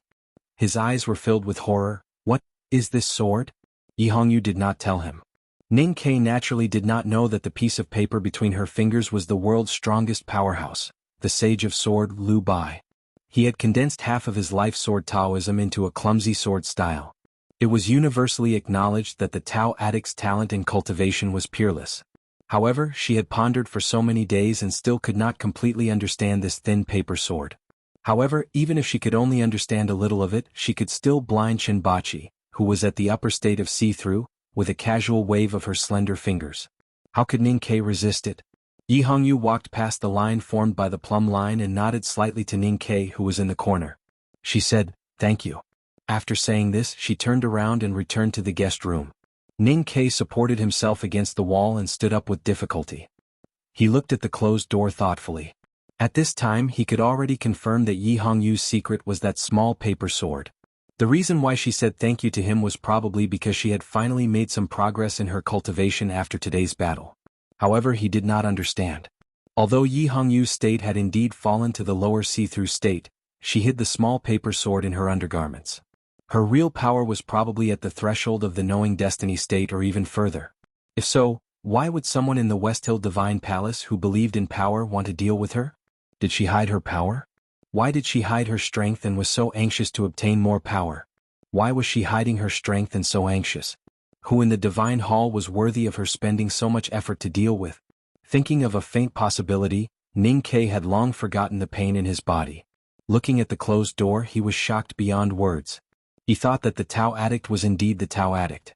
Not only was her cultivation state higher than his, but even what she wanted to do was more vigorous than what he wanted to do. After the parting battle, Ning Kei and Yi Hongyu studied or fought together many times. These two young people who were best at fighting in the cultivation world fought in the courtyard, in the lotus field, under the shade of willow trees and among the cliffs. The more they fought, the more they felt like they were fighting with another version of themselves in the world. They were intoxicated and crazy with the battle. However, Yi Hongyu did not use the thin paper sword in the following battles, and Ning Kei did not win any of her battles. Fortunately, the so-called life and death battle was just an excuse to put pressure on himself before the battle.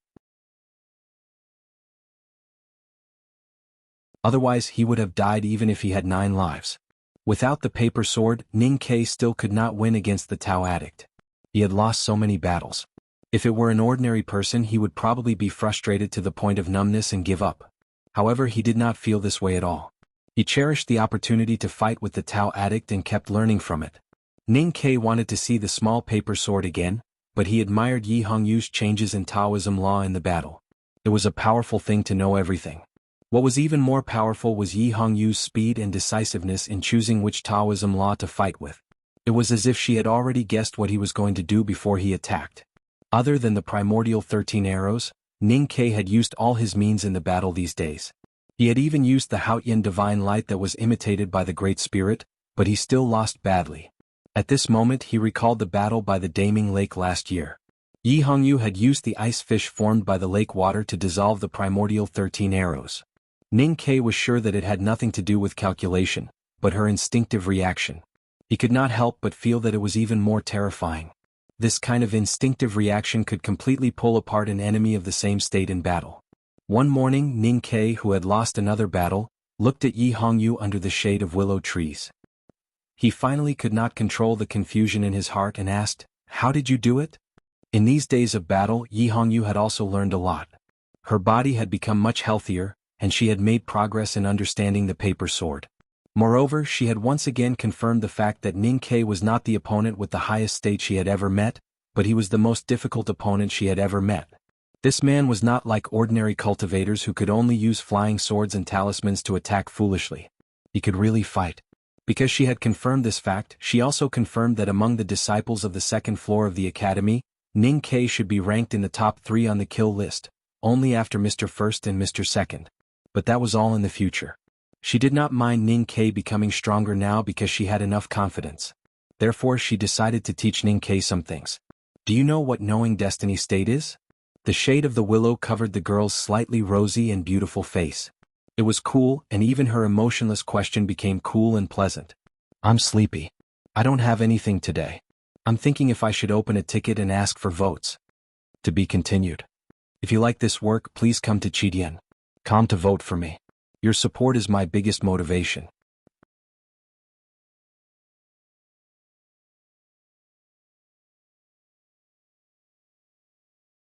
Chapter 451.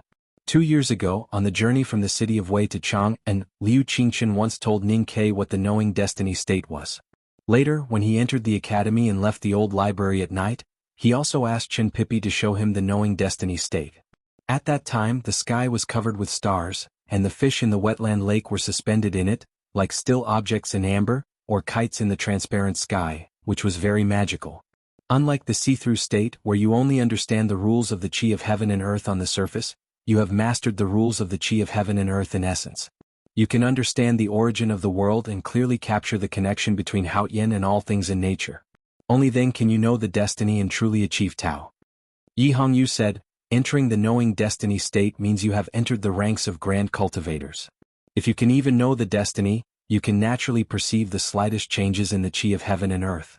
Then in a battle, no matter what the enemy does, they can't surpass their experience and perception. This is the real horror of the knowing destiny state."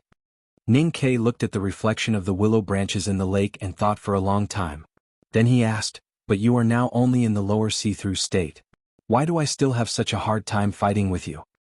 "I have crossed that threshold and entered the knowing destiny state." Yi Hongyu said, "Once I have seen it, I can't forget it. So even if my state keeps falling, my consciousness is still in the knowing destiny state. Naturally, you are no match for me."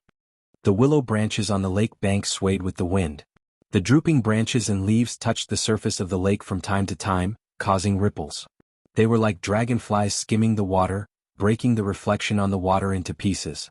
Ning Ke looked at the swaying lake and the willow shadows and asked in a low voice, "So, if I want to defeat a grand cultivator in the knowing destiny state, I have to cross that threshold first?" The 5 states of cultivation are very strict. It is basically very difficult to challenge someone in a higher state without any special circumstances. But from the perceiving state to the no-doubt state, and from the no-doubt state to the see-through state with the right time, place and people with some help, there are occasionally successful challenges. Yi Hongyu said, "For example, last year on the snow cliff in the wilderness, you shot Long Qing with 1 arrow.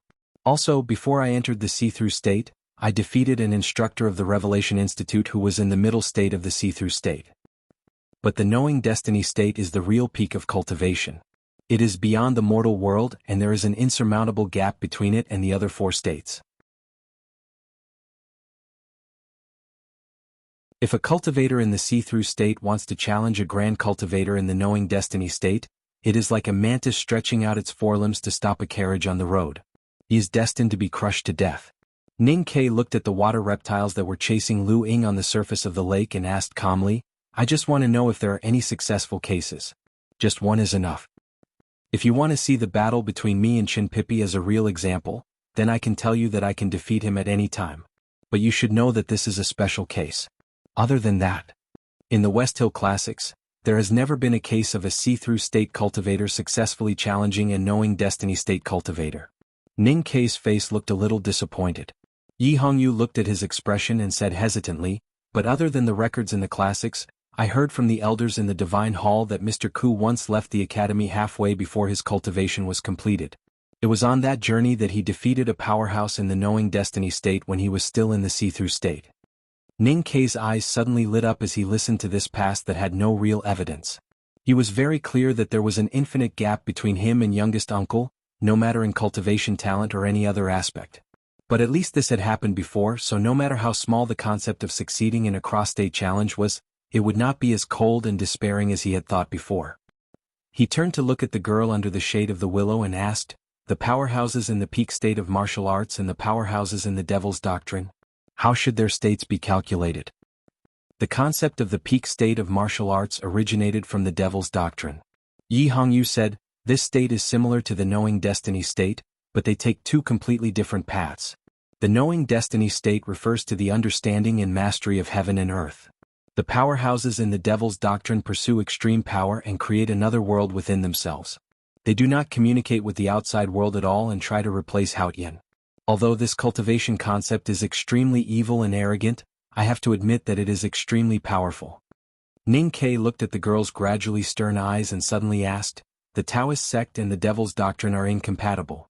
All the disciples of Haotian Taoism that I have seen, whether it is you or Chin Pipi, hate the Devil's Doctrine to the extreme. Now that Chin Pipi has started dating a girl from the Devil's Doctrine, I still don't understand. The Divine Hall should know very well that Xia Ho is a remnant of the Devil's Doctrine. Why do they allow him to live so well?" Yi Hongyu looked at him quietly as if she understood why he would ask such a question.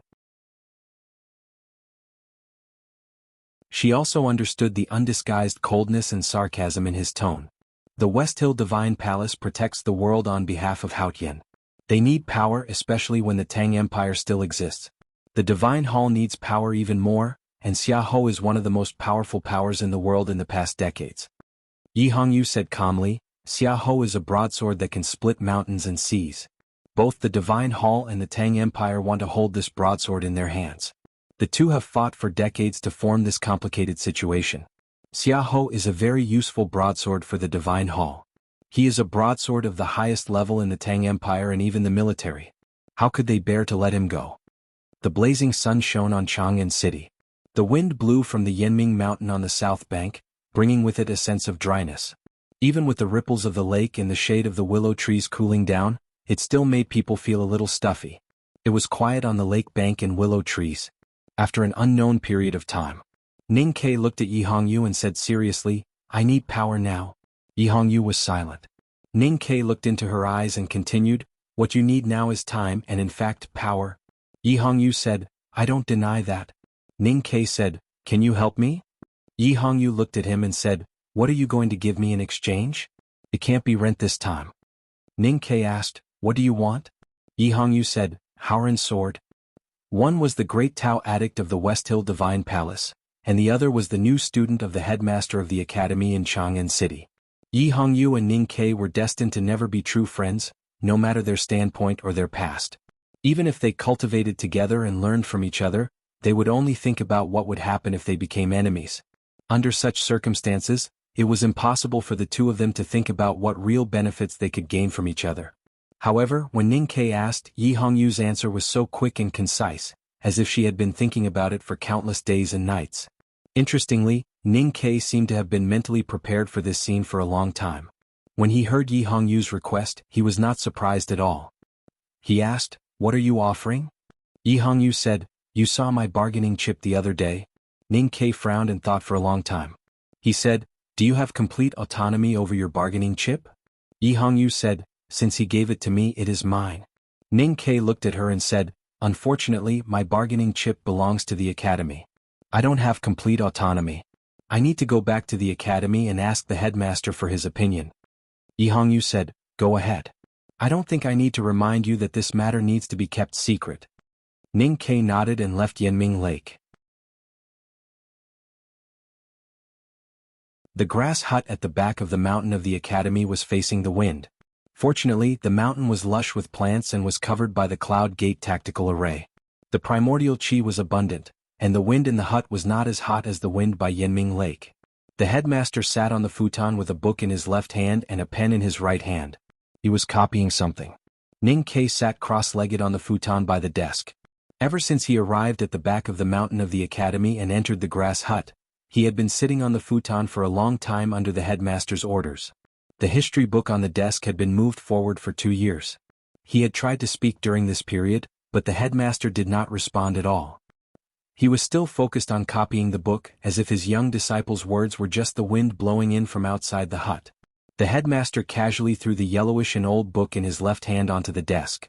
He put the pen on the inkstone, rubbed his wrist and stretched. Ning Ke stood up as fast as he could. He took out a towel from the basin and wrung it dry. He handed it to the headmaster and poured away the remaining tea on the desk, replacing it with a hot one. You can't rush things. The headmaster threw away the towel and picked up the slightly hot teacup. He gently blew the foam on the surface and said, "Just like tea, how can you drink it if it's too hot?" Ning Ke was only thinking about how to get the thin paper sword on Yi Hongyu's chest and did not listen to his teacher's words. He rubbed his hands nervously and said, "But this hot tea is going to get cold if we don't drink it now." The headmaster turned to look at him and said with a smile, "If that's the case, you can drink that cup of tea yourself. Why bother asking me? In the whole back of the mountain, you have always been the one with the most ideas." Ning Ke had no choice but to listen to the instruction and warning hidden in his words. His body suddenly stiffened and he said with a bitter face, "I don't have the money for the tea. The money belongs to the academy and my teacher. The most important thing is that even though I have ideas, I really don't dare to have any ideas on such a big matter." "What is an idea?" The headmaster said. "An idea is what you think when you are faced with a choice. Which direction do you choose at the fork? To change or not to change, which choice do you want to make?" Ning Ke was very honest, or rather dishonest, and asked, "How should I choose?" The headmaster almost choked on his words. He angrily scolded, "How do you want to bother me with such a simple matter? You idiot. Of course you have to choose the one that is beneficial to you. What do you want the most if you can do it all over again? Help your father manage the factory and successfully build yourself into a rich second generation. Flirting with a girl that you once passed by, holding hands and kissing on the forehead? Perhaps you should let those regrets of the past no longer become regrets. P.S. There are more today. I will continue to write. To be continued. If you like this work, please come to Chidian.com to vote for me.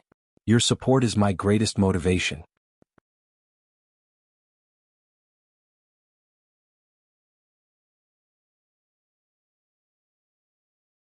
Chapter 452. The mountain wind blew into the hut, causing the gauze curtains to sway. Mist rose from the teacup in the headmaster's hand and dissipated instantly. The hot tea in the cup would probably cool down faster. Ning Ke was not chin-pippy, and his face was not wrinkled by the wind. However, after being reprimanded by the headmaster, he could not help but look a little worried. He said, "I just want you to see if there are more advantages or disadvantages." The headmaster took a sip of tea and put down the teacup. He shook his head and said, "I'm already so old. I don't have the energy to think about these small things. Do you think it's worth it?" Ning Ke said seriously, "Ever since she made this request, I have been thinking about it. The Howren sword is indeed the most famous sword Taoism skill in our academy. However, without youngest uncle's great spirit, it is actually not a cultivation method that can't be taught to outsiders." The headmaster did not comment and said, "Continue." Ning Ke recalled the scene of him fighting with Yi Hongyu in the courtyard. He thought of the paper sword she was holding between her fingers and said hesitantly, "Although I don't understand the paper sword she was holding, it is indeed interesting. I even suspect that it might be the South Jin." The headmaster frowned and looked at him.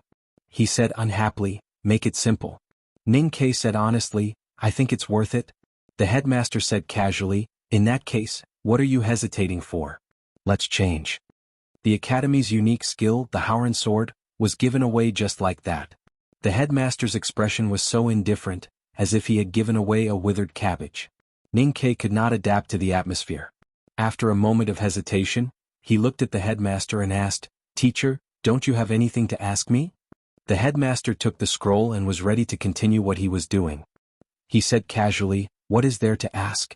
Ning Ke asked with a hopeful expression, "What if I die?" The headmaster didn't even look up. He looked at the scroll in his hand and waited for the ink to melt. He said, "Everyone will die. If you die, I won't need you to remind me." Ning Kei's heart, which had been soaked in corpse water and was invulnerable to all kinds of poison, finally split into two pieces after hearing his teacher's irresponsible and even cold words. One piece was left for Sang Sang, and the other turned into a fire that burned the headmaster's beard in his imagination. Ning Kei first went to second brother's courtyard and made his request in the sound of the waterfall. Then he went to the cliff cave where tens of thousands of books were hidden. Finally, he passed through the cloud gate array and went to the second floor of the old library. He took out several books related to Howren's sword from the bookshelf and walked to the east window to ask third sister to register. The whole process of retrieving the book was very smooth, so smooth that it was a little strange. The headmaster of the academy had given him a very irresponsible verbal order. Second brother, the scholar, and third sister had irresponsibly given him what he wanted without asking for anything. So when he sat in the carriage with the thick books, he was still in a daze. He thought that according to today's experience, he could steal those precious cultivation books from the academy anytime and anywhere. In this case, he would not have to worry about food and clothing for the rest of his life. Returning to the house by the Yanming Lake, Ning Kei went directly to the backyard and threw all the thick books in his arms on the desk. He said, "Here are the things you want." Yi Hongyu picked up a book from the table and frowned slightly. Even she did not expect that the academy would allow Ning Kei to take out such a precious cultivation book so casually. She even doubted the authenticity of these books. However, when she opened the cover page, she knew that they were real. Ning Kei found that the book in her hand was a preliminary exploration of Howren's sword. It was the same book that he had read in the old library when he vomited blood. He could not help but feel a little emotional. After a moment, he got rid of this emotion and looked at Yi Hongyu, who was immersed in the book. He reminded her, "What about mine?" Yi Hongyu raised her hand and slowly untied the cloth button on the collar of her Taoist robe. Ning Kei stared at the movement of her fingers. At this moment, he did not know whether he was looking forward to the paper sword that seemed to contain countless mysteries or the white and graceful scenery under the Taoist robe.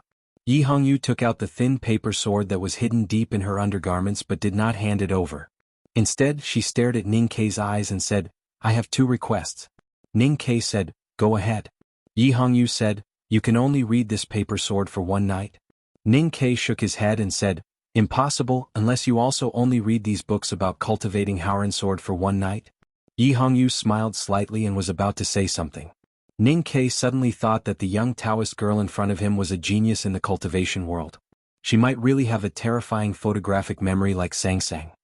He quickly stopped her and said, "It is not appropriate to limit the time so strictly. I agree that you can read it for a few more nights. Then I will also read it for a few more nights." Yi Hongyu looked at him quietly and then laughed. She shook her head and said, "You reacted quickly." Ning Kei said, "I am not a person who is willing to be taken advantage of." Yi Hongyu said, 3 nights? Ning Kei thought for a moment and said, "Deal?" Then he asked curiously, "What is the second condition?" Yi Hongyu looked at the paper sword between her fingers and said, "You are not allowed to smell it." This paper sword had been hidden in her chest for a long time. No one knew how much sweat and body odor it had stained it. If it was an ordinary girl, she would probably be extremely embarrassed. Although Yi Hongyu was not that embarrassed, she did not want Ning Kei to do those disgusting things. Ning Kei looked at her and said seriously, "Do I look like such a perverted person?" Yi Hongyu said with a smile, "Younger sister Sang Sang grew up with you. You made her your lover before she became an adult. This is a very perverted behavior." Cicadas and frogs croaked occasionally in the courtyard in the summer night. Ning Kei looked at the paper sword between his fingers quietly with the help of the light from the oil lamp. Sang Sang had accompanied him to stare at the small paper sword in a daze. At this time she finally could not resist the drowsiness and went to sleep. Ning Kei felt the touch of the paper between his fingers and subconsciously rubbed it gently. This action looked a little obscene, but in fact he did not have any obscene thoughts. He also did not think that this thin piece of paper had gently rubbed between the soft flesh of the Tao addict's chest. He just wanted to use this action to relieve the tension in his heart. This paper sword was very thin and the paper was ordinary. It was only the size of 2 human fingers. The edge of the paper sword was covered with uneven thickness ink lines, and outside the ink lines were some rough edges of the paper. At the beginning this should be a small sword drawn on the paper, and then it was torn by someone. From the ink lines on the edge of the paper sword, One could draw a conclusion that the person who drew the sword was not good at using a brush, and his state of painting was very low. However, that person's state of cultivation was very high, so high that the ink lines seemed to be the edge of a real sword. The yellowish light made the thin paper between his fingers darker and more yellow. Ning Kai stared at the paper sword, and his expression became more and more serious and nervous. At night, the lakeside courtyard was not as stuffy as it was during the day. However, sweat began to ooze from his face and gradually became the size of a soybean, slowly dripping down from his cheeks. More and more sweat kept gushing out from his back, gradually wetting his thin shirt and pants, soaking through the cloth, and then flowed along the legs of the chair to the ground. At this moment, his body seemed to be a ball of cotton full of water, which was forced by the strong and majestic invisible sword style on the paper sword, and began to drip continuously.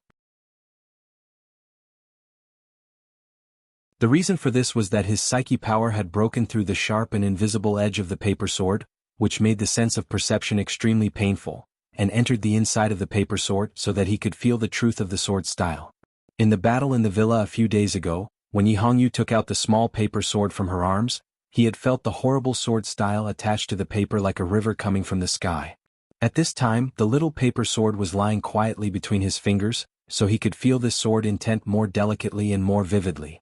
After meditating for half a night, he finally understood that this sword intent was not imitating the power of a great river hanging upside down from the clouds of the ninth heaven, but describing the great river itself. This fact proved one of Ning Kai's conjectures. He felt that the light paper sword between his fingers had suddenly become incomparably heavy. He felt the surging yellow waves, constantly washing his body and hitting his sense of perception, as if they could break through the embankment at the edge of the sense of perception and spread to the wilderness at any time. In the sword style, he felt like falling into the depths of a river, feeling the strong pressure everywhere. In the bedroom of Xia Yi, he was like a real drowning person with a pale face short of breath, and sweat pouring out of his body like a waterfall. In the early morning, Ning Kai woke up from the state of meditation. The round chair he was sitting on was full of water. The green brick floor beneath the armchair had also been soaked in a large patch. The paper sword between his fingers had also been soaked with sweat and had become somewhat transparent. However, the sword drawn on the paper was still as clear as ever. It was as if the ink lines had some kind of magical power that allowed it to be unaffected by the world. Sang Sang looked at him with a worried face. Ning Kai looked at her and squeezed out a smile with difficulty, saying, "I'm okay." He was shocked by his own voice, which was so hoarse and dry, as if he had been in the desert without water for more than 10 days. He immediately understood that this was the result of a serious lack of water. He said, "Boil a pot of porridge and bring me the seal wort hidden in the study. I need to nourish myself." "That seal wort has been boiled into the porridge. I saw that you were sweating too much, so I added some salt." Sang Sang took a bowl of mixed porridge from the small table beside her, looked at him and said carefully, "Do you still have strength? Do you need me to feed you?" After replenishing some of his energy, Ning Kai returned to the yard and returned the paper sword to Yi Hongyu. After one night of watching the sword, he had confirmed many things. He knew that with his current state of cultivation, this was the most he could comprehend. It would be meaningless even if he watched it for another 2 nights. Yi Hongyu looked at his pale cheeks and said with emotion, "You clearly know where the limit of your ability is and can resist the temptation of this paper sword. You are not stupid and greedy. I have to admit that although your aptitude is average, your temperament is first class in the world." If it was any other day, Ning Kai would definitely show a proud expression after being praised by the Tao addict. However, he had something on his mind today. The sword in his sense of perception did not say much to her and left. He left Yinming Lake by horse carriage and went to the academy as fast as he could. He passed through the cloud gate array and entered the back of the mountain of the academy. He did not have time to say hello to his senior brothers and sisters at the Mirror Lake. He frowned and talked to himself all the way to the cliff cave on the mountainside. In the pavilion by the quiet lake, Seventh Sister put down the embroidery needle in her hand and looked at Ning Kai's back disappearing into the forest. She frowned and murmured, "Youngest brother, looks a little weird today, as if he is crazy." Sixth brother, who was repairing the water wheel by the stream and releasing fish for the big white goose wooden fish, straightened up and looked in that direction. He shook his head and said, "Why does youngest brother look like 11th brother today?" Ning Kai did not know what his senior brothers and sisters were talking about. He walked to the bottom of the cliff cave like a silly guy and walked to the scholar's table. The scholar was reading and did not even look up at him. Ning Ke stood beside the scholar and stopped talking to himself. He was silent for a long time. When those lines gradually overlapped and formed in his sense of perception, his eyes brightened. He walked directly to the back of the table and pushed the scholar away from the chair. He took a piece of paper and a brush pen and dipped it in ink. He began to immerse himself in writing. The scholar was the most strange existence in the back of the mountain of the academy. He was usually very good-tempered, but if someone disturbed his reading, his temper would become very bad. Even eldest brother or second brother did not dare to disturb him when he was absorbed in reading. Today he was so violently pushed away by Ning Quebec. He was holding a roll of agricultural books with great interest. He suddenly became angry and rolled up his sleeves to beat Ning Quebec. However, when he saw what Ning Ke wrote on the paper, his fist that had been raised in the air slowly fell down. He curiously stood behind Ning Ke and looked at it more and more attentively. It did not take long for Ning Ke to finish what he wanted to do. He put the brush pen on the inkstone and raised the paper to the air to carefully look at it in the sunlight. He confirmed that although it was impossible for him to completely simulate the majestic sword style of the Great River, this was already the best he could do. He suddenly found that the scholar was behind him and staring at the paper in his hand in a daze. He hurriedly explained, "I know this sword painting is really a little ugly, but it's none of my business." "How is this sword ugly?" The scholar clasped his hands behind his back and slightly bent his body. He looked at the crooked small sword on the paper and praised, "I haven't seen such a beautiful sword for many years." Ning Ke was greatly shocked. He thought that this guy who only knew how to read could also understand this sword. He subconsciously asked, "Sir, have you seen something similar before?" The scholar did not turn back. He pointed to the cliff cave behind him and said, "There are many classics of sword tactics and cultivation methods in there. Some authors like to illustrate and annotate, so I have seen some swords." Ning Ke thought that it was so. He curiously asked, "What do you think of this sword? If the sword you copied is nothing compared to the countless swords in the cave, but your sword has the spirit of the original person who drew it. That's wonderful." The scholar said, "I don't understand painting or swords, but I can understand the spirit of this sword. In my opinion, this sword can be ranked in the top 5 among the Academy's 1,000 years of collection. Continue writing, there will be more later. Thank you for your votes. Please continue to vote for it. It seems to be quite close to the first place in the weekly list. Let's go for it?" To be continued. If you like this work, please come to Chidian.com to vote for it. Your support is my biggest motivation. You're tuning in to the Han Li's Wuxia Adventures YouTube channel. We're so grateful for your support, and don't forget to subscribe to join us on this incredible journey through captivating stories. Your generosity through donations truly makes a world of difference, as it's the primary source of revenue that allows me to expand and enhance this channel for you. Thank you from the bottom of my heart for being a part of this adventure.